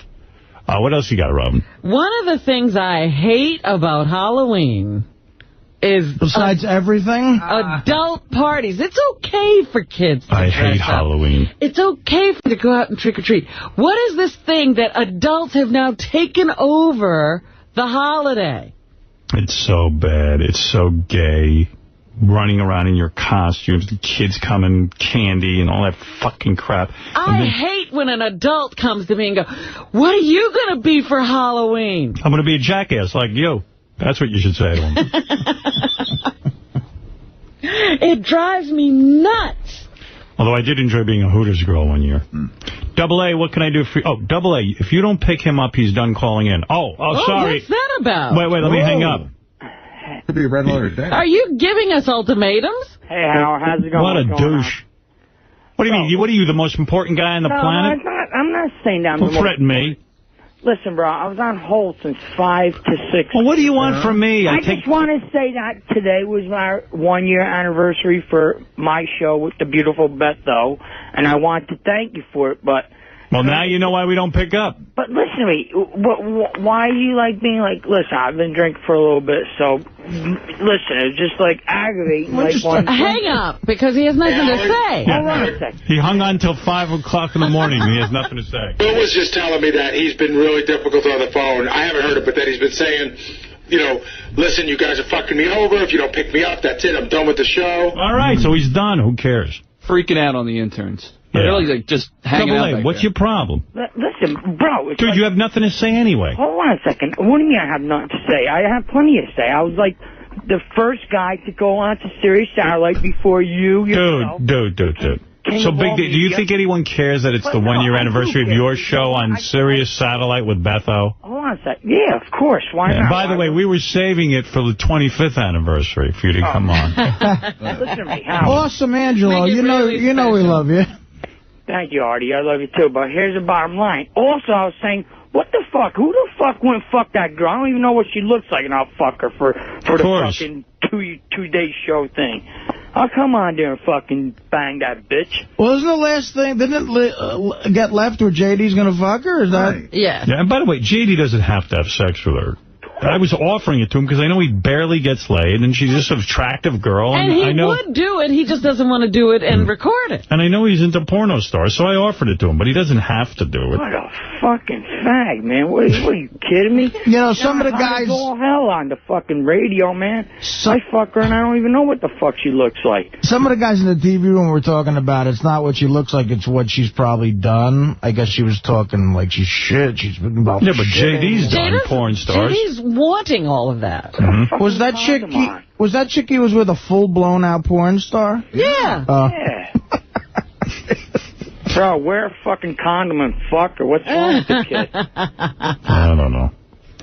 He can do what he wants. He does more than enough for the show. I'm only teasing him. Listen, all right. Game. If nobody fucks her, I'll fuck her for. I'll put you right down on the list. That might be fun. It is a Thank you, brother. Have a great day. All right, bye-bye.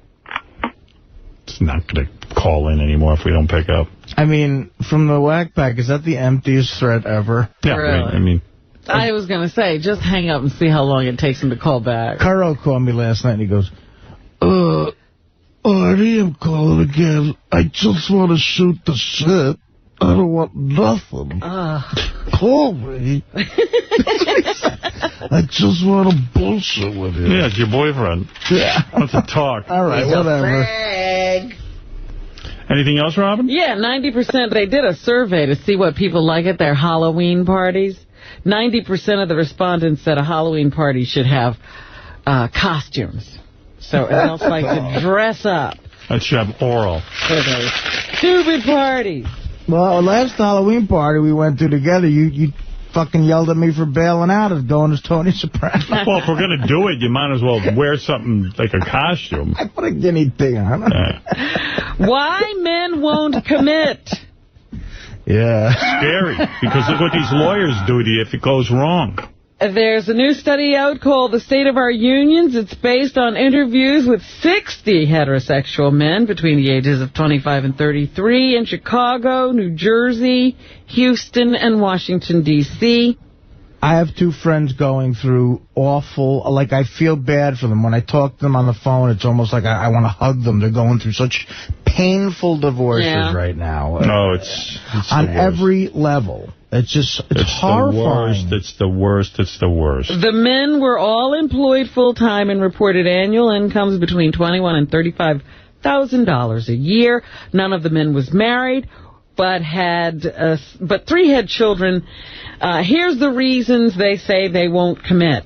Men can get sex without marriage more easily than in past times. That's true. Men can enjoy the benefits of having a wife by cohabiting. That's true. Rather than getting married. Right. I know that's why you're not married. That's right.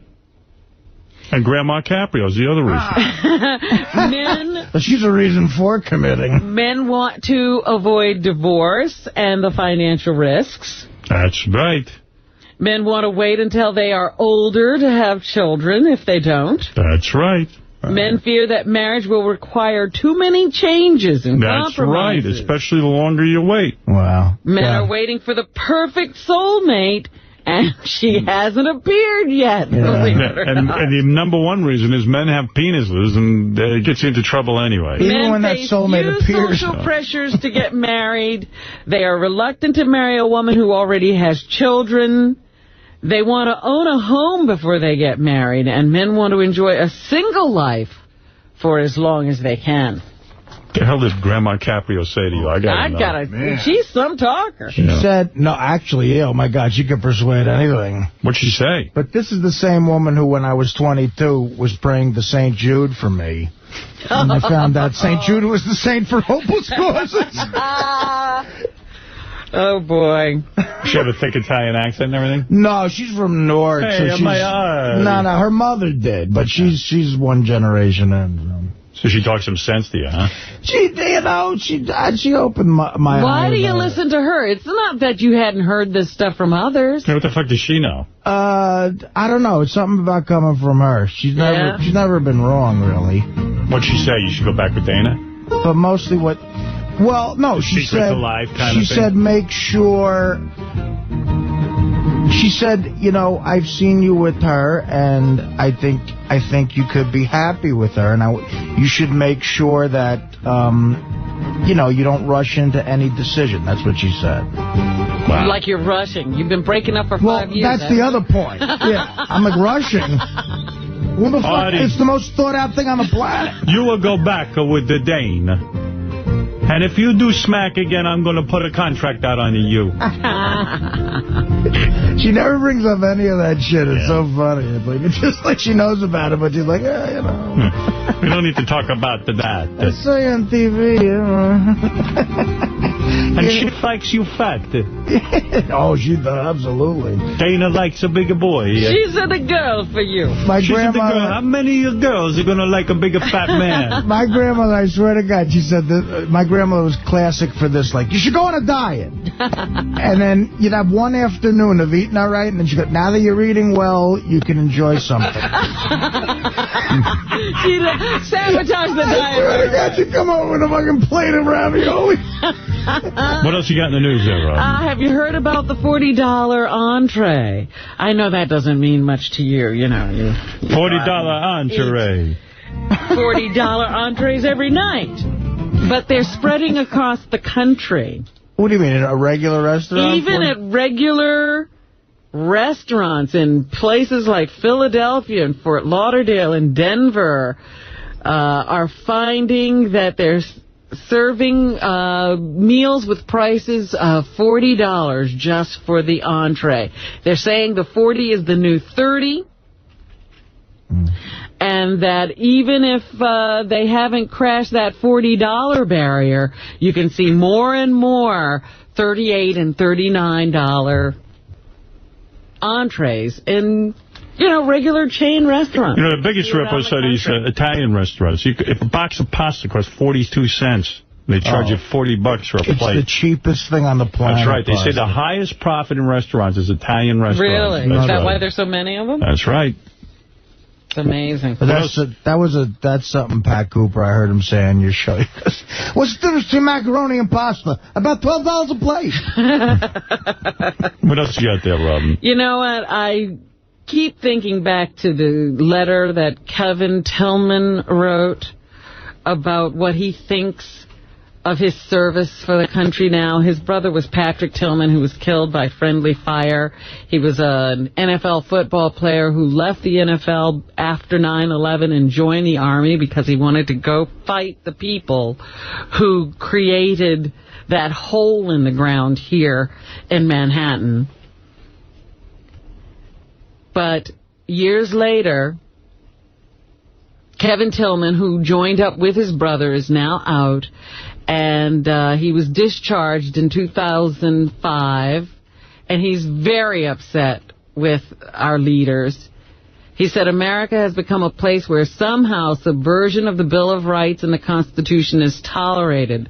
Somehow suspension of habeas corpus is supposed to keep this country safe.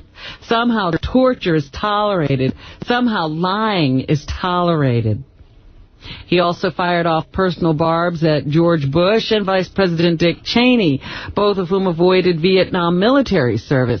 Somehow those afraid to fight an illegal invasion decades ago are allowed to send soldiers to die for an illegal invasion they started. So there's a guy who served his country and what he has to say about it right now.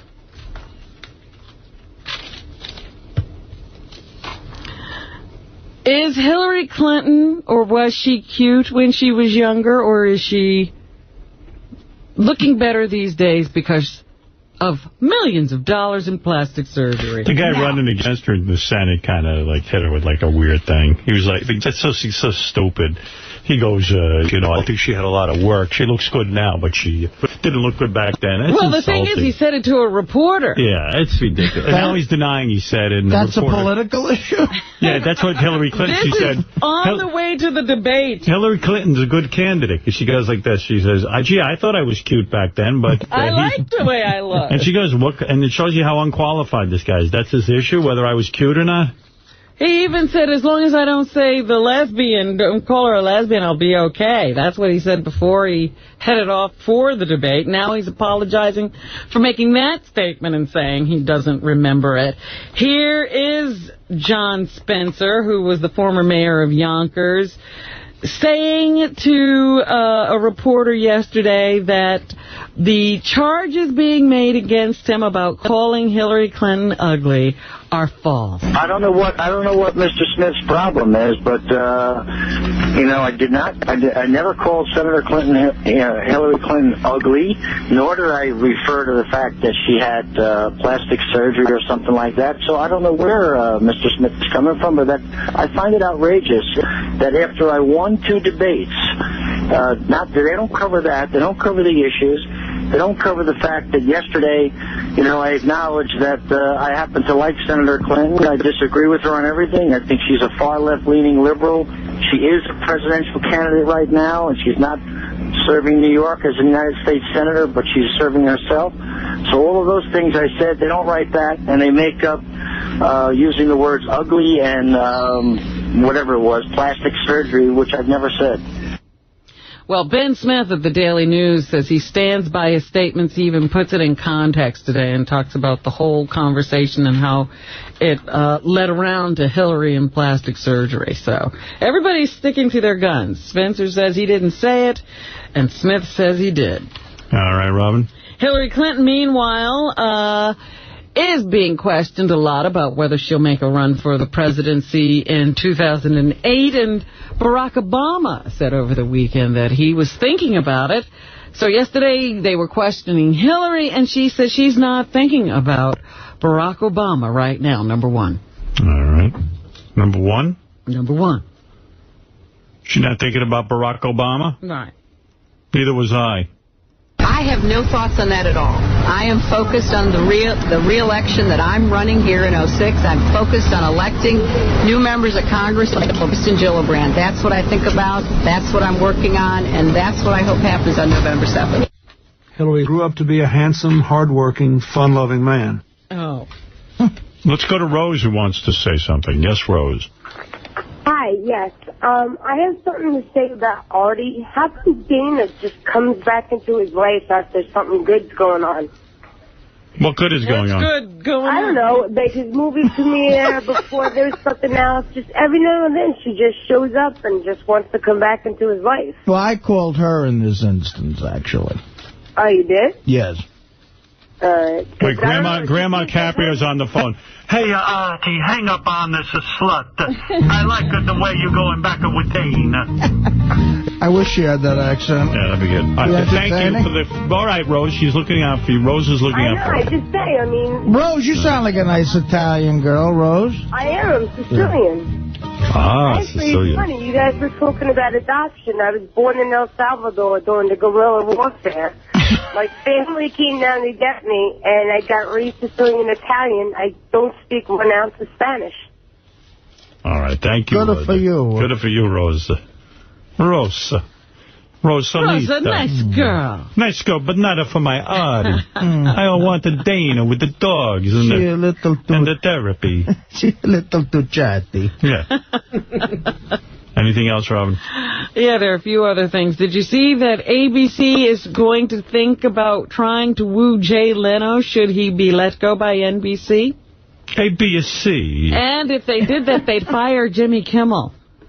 What? What? No, they said they put Jimmy Kimmel on after Jay. They said they would let go of Jimmy Kimmel. Poor Jimmy. And ABC's Nightline. They would be canceled. Why cancel Jimmy? What did he do? Oh, actually, they're saying he would be followed by the Jimmy Kimmel. That's what I said. Okay. I just thought they had said they would cancel both those ABC shows. But no, Jimmy would get to follow. Be a smart move on Jay ABC's part. Jay does have the higher ratings, and, Conan's an untested in guy. that time slot. But, yeah, Conan O'Brien is supposed to take over that slot 2 years from now. This is a Grandma Caprio. Jimmy a good boy. Let them follow Jeleno. Anything else? It's okay to follow Jay. The former head of Enron, the CEO, Jeffrey Skilling. He was sentenced yesterday to 24 years in prison for his role in bringing down that company and destroying the stock portfolios of many of the employees there. My Artie was in jail, but we don't talk about it. But, of course, he says no good. He is going to appeal the sentence. And he says people have been saying about him that he doesn't have a reaction to all this. But he says he's hurting, too, 2-3. I feel terrible about what's happening. And this was one of the things I said that, people say that Jeff hasn't shown remorse. That's not true. I mean, my life has been a nightmare. I bet. He says, yeah, some wrong things were done, but he doesn't feel that he did anything criminal, so he's going to continue to fight on. Yes, King. Hey, Howard, what's up? Hey, Artie, don't go back with Dana. That's definite. I needed the king's advice. You see, he's got the direct opposite of Grandma. After you chew some gum and throw it on the ground, do you pick it back up and put it in your mouth? How dare you? Whoa. Whoa. All right. But you know, look. Analogy? No, but all right. All right. Anything else, Robin? Mario Lopez of Dancing with the Stars. I love him. A big star now? He's a bigger star like my art. Mario. Someone is saying that he can write his own ticket after this show. Really? He has arrived. They think that Dancing with the Stars has done a number of things with him, and that, or for him, and that the networks will be clamoring to make a deal with him until they find the right project. He's the new John Stamos. Also in the news, it's John Stamos light. We talked about Keith Urban and the fact that he signed himself into rehab to fight his alcohol addiction. God, I like him so much better now. Artie, don't listen to King of all blacks. The king of all moolies. Mourinho. Your Grandma Caprio. Your grandma would say that? No, she Of would. course I would. My grandmother's very... No, I would never say I love the blacks. She would say Tutsun. Anyway, the Keith king Urban, of all Tutsis. Keith Urban has signed himself into rehab. There's a story going around in Australian magazines that he cheated on Nicole just before the wedding. Oh, you see? They had not one but 2 bachelor parties, and Nicole didn't know about the second one. Yeah, would blow at it like... And he was drinking at that no party. bachelor party for my Artie. He's had enough of the blow. And they said there were some porn stars there doing some dancing and whatever. And Keith had his eye on one. Yeah. Walked over to her and told her he'd like to do a certain sex act on her. Why do these guys get married? And took him right to the bedroom. That's the story. And apparently, I guess, Nicole got wind of it. And his answer was much like Mel Gibson. It was the alcohol. I got to tell you, man, you go to Scores, east or west side, and throw a rock, you will hit a chick way sexier than Nicole Kidman. Right. You're absolutely right. Scores forever. Thank you. I mean, strippers, come on. You bet. You get married for it, Keith. I didn't mention this earlier, but Matthew McConaughey and Lance Armstrong. Actually, Matthew McConaughey was the one who announced that they are not gay. I don't know who thought that. Those are nicer boys. Were we the ones who announced jealous guys. Anything else, Robin? I thought they were a fruit. Fred's on that music. There's some kind of a natural gas refinery they want to put out in the water somewhere in Los Angeles. And a bunch of stars were holding a protest against this liquefied natural gas terminal. My Artie has a lot of liquefied gas. And among those protesting were Daryl Hannah, Halle Berry.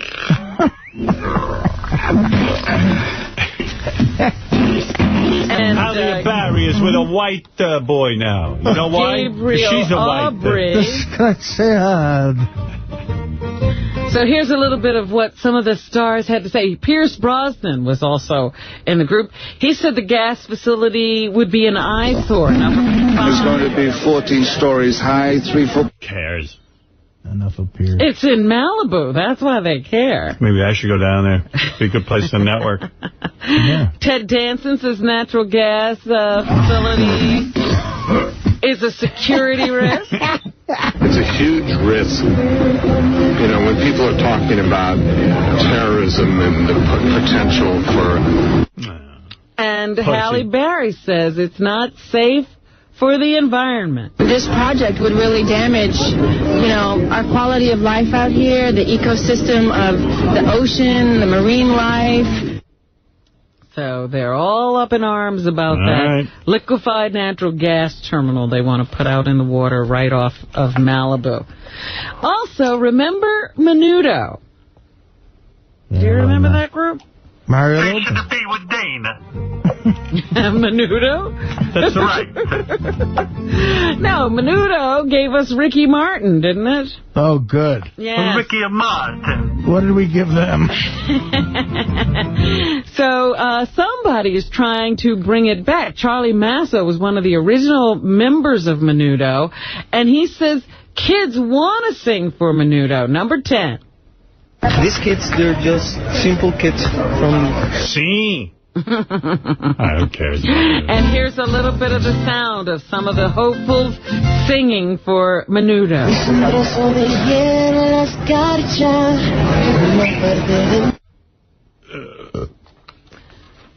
So that's, I guess we're going to have more of that one of these days. Fuck you! Finally this morning, remember Darryl Worley? Yes. He was the country star who did the hit after 911 called Have You Forgotten? A fabulous talent. Have you That was a good song. And we were all behind that song. We love that. Towers fell. He has written a new song and performed it based on the struggles of a guy coming back from fighting in Iraq and trying to adjust to life. Here's a little bit of his new song, I Just Came Back From Work. When the boots finally hit Billy Joe Grimes, he said, I don't know what it is, but you seem different to me.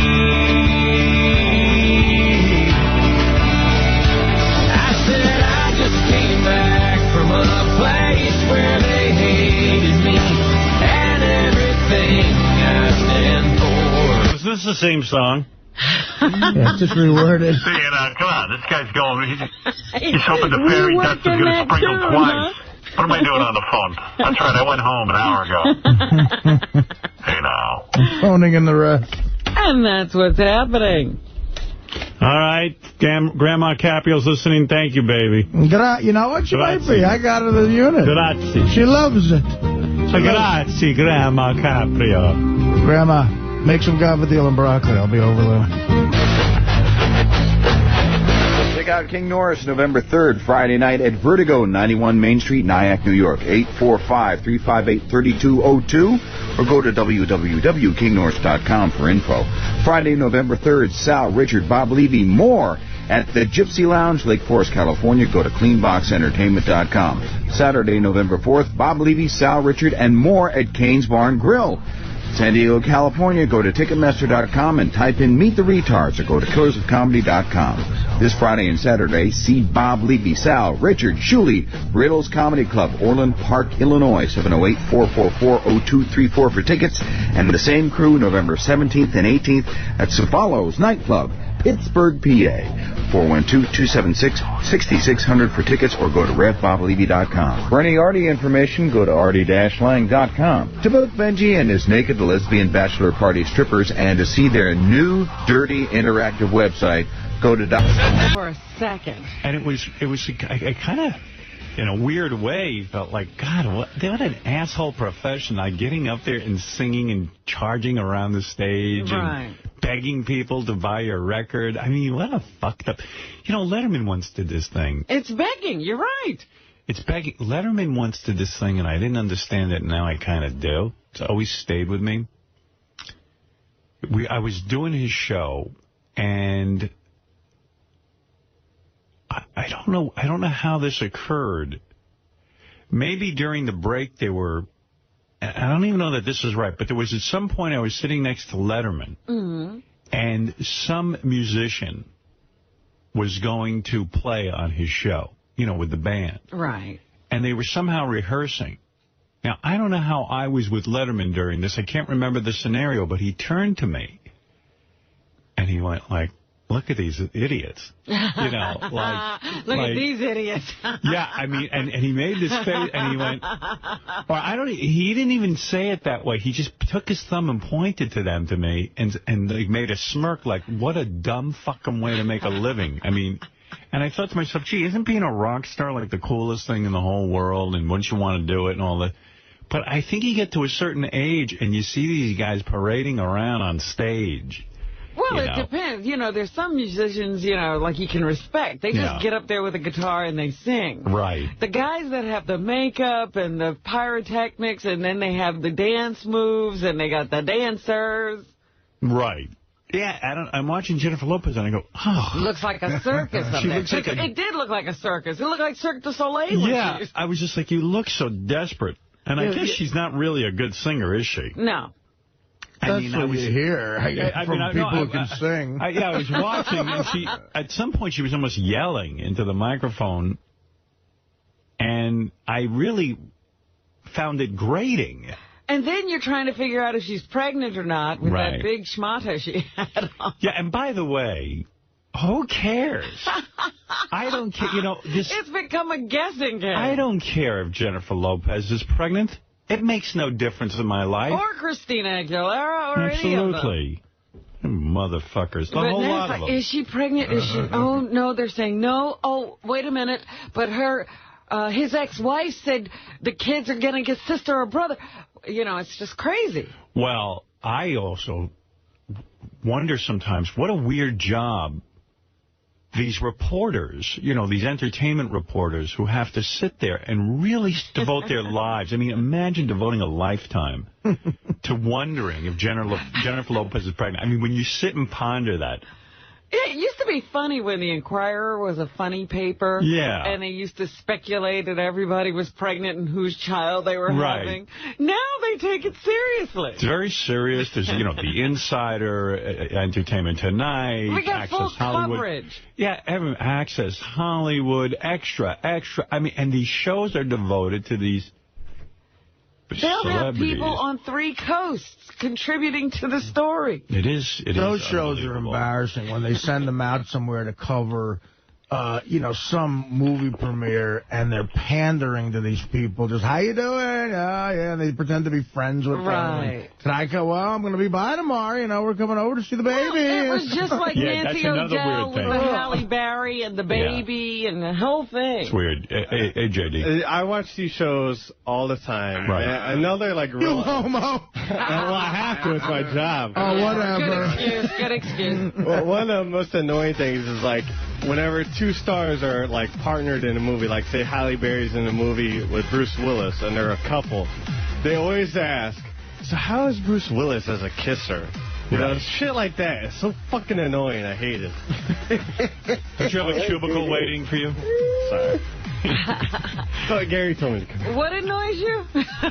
A comical observation from JD, like a you don't like when they talk about that. Okay. Brian, you're on the... Are you growing a beard, JD? Huh? You growing a beard? What's going on here? I just haven't shaved. For what, like 2 weeks? No. This guy get some growth going, but I know it's what you've been working on. Just lazy. All right. How long does it take you to get that much hair? I probably has been like a week. Yeah. All right, Brian, you're on the air. Not exactly Nixon. Howard. Yes. Hey now. Hey now. Morning. Hey, couple questions. First, do you think it's a wise decision that Artie gets the key for the vending machine? Well, actually, there was a presentation that just occurred a few minutes before hitting the air. Gary pulled out this mystery envelope and goes, Artie, I have here the key to the vending machine, but it comes with some rules. Oh.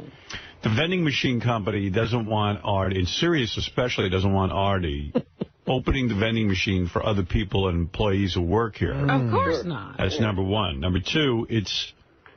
You know, Artie can use it whenever he wants this key, but Artie said, well, I don't know that I'm really going to use it. And Gary goes, save it for emergencies. For example. Yesterday he said he was going to bust the thing up with an axe or something. Yeah. You couldn't get in it. Well, for example, you put the money in and then your cookies don't come out. Right. You now have the ability to open. Or they get stuck, you know, in that little thing. Do you want someone here to hold the key, or are you going to be capable of putting it on a keychain and making sure it stays with you? I'm capable of putting the other keys I have in my life on a chain. Okay, I didn't know. What do I know? I've ganged up the other part, or the other keys I've had. Can I see the key? It almost looks like a skating key. It's, you know what it is? It's like something you would put in an alarm. Yeah, look at that turn off key. an alarm, yeah. You going to put that on your keychain, my friend? Yeah, I have my other shit on there, yeah. How do you know what key turns off alarms? Actually, you know what? Back in my days when I used to install cable, I installed alarm wires. Can I ask you a couple of questions about that key? Do you think, I know it's your intention now not to use it unless it's an emergency, but don't you think eventually you'll just be opening the vending machine and pulling out what you want? Well, I don't want the fridge at your house. Right. What's the Italian word you always use? Schnurr? Right. Yeah. But no, I'm saying... I don't want to become that because it really would look low rent if I'm in there every 2 seconds, if I have $1 on me. Most of the items are... The one I love the most is 75 cents, so... Yeah, but you now have the key. They're obviously telling you it's okay. It's okay. I think what they're telling me, it's okay in an emergency like yesterday. That's what I believe. Do you think you couldn't walk through a line of people? Because sometimes there's a little line at the vending machine. Well, I never do that.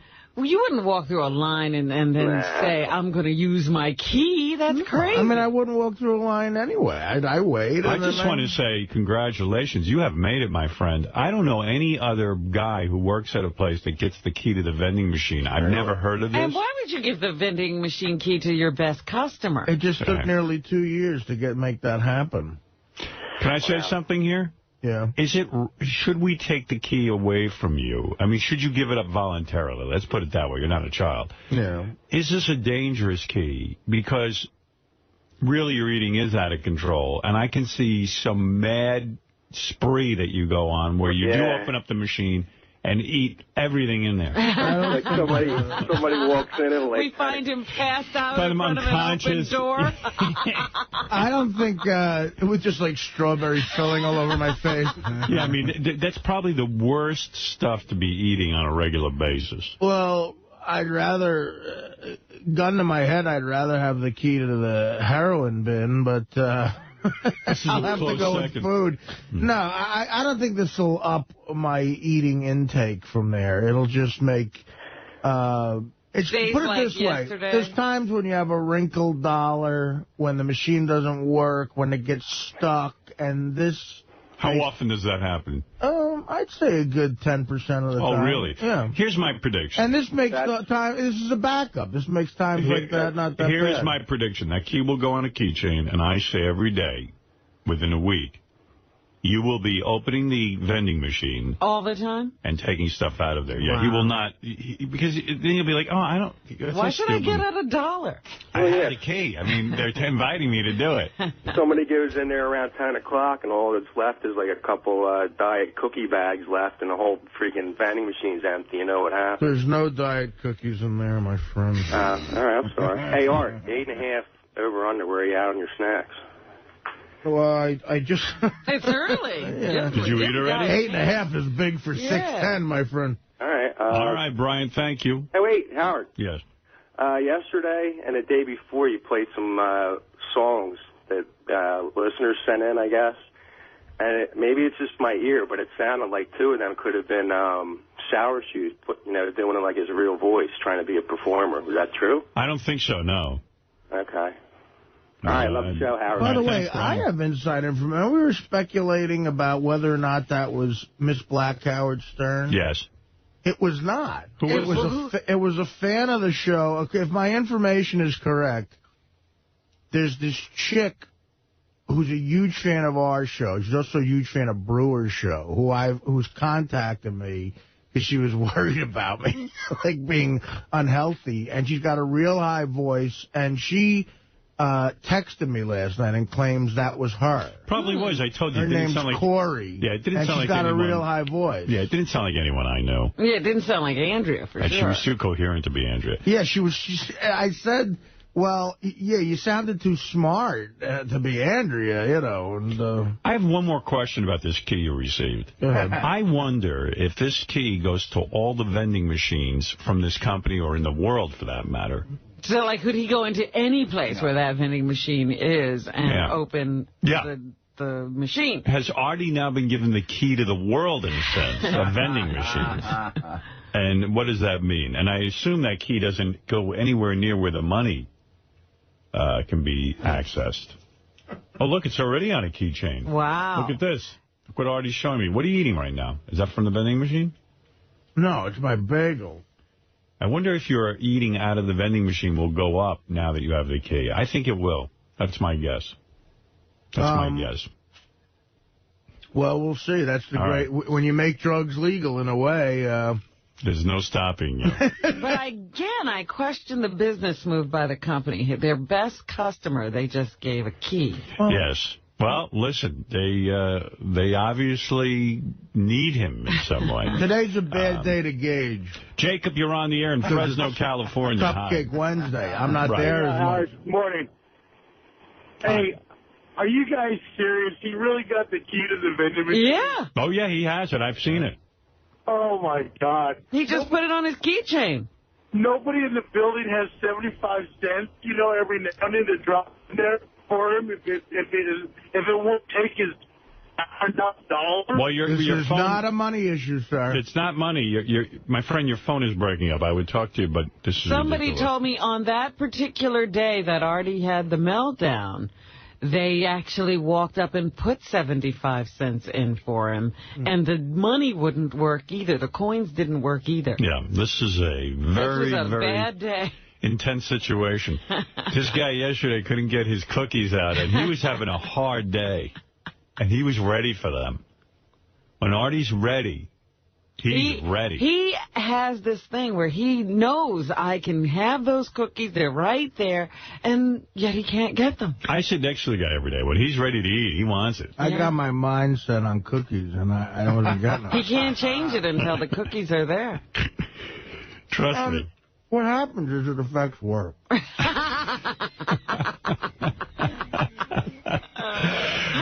Eric the Midget wants to read his book now. Oh,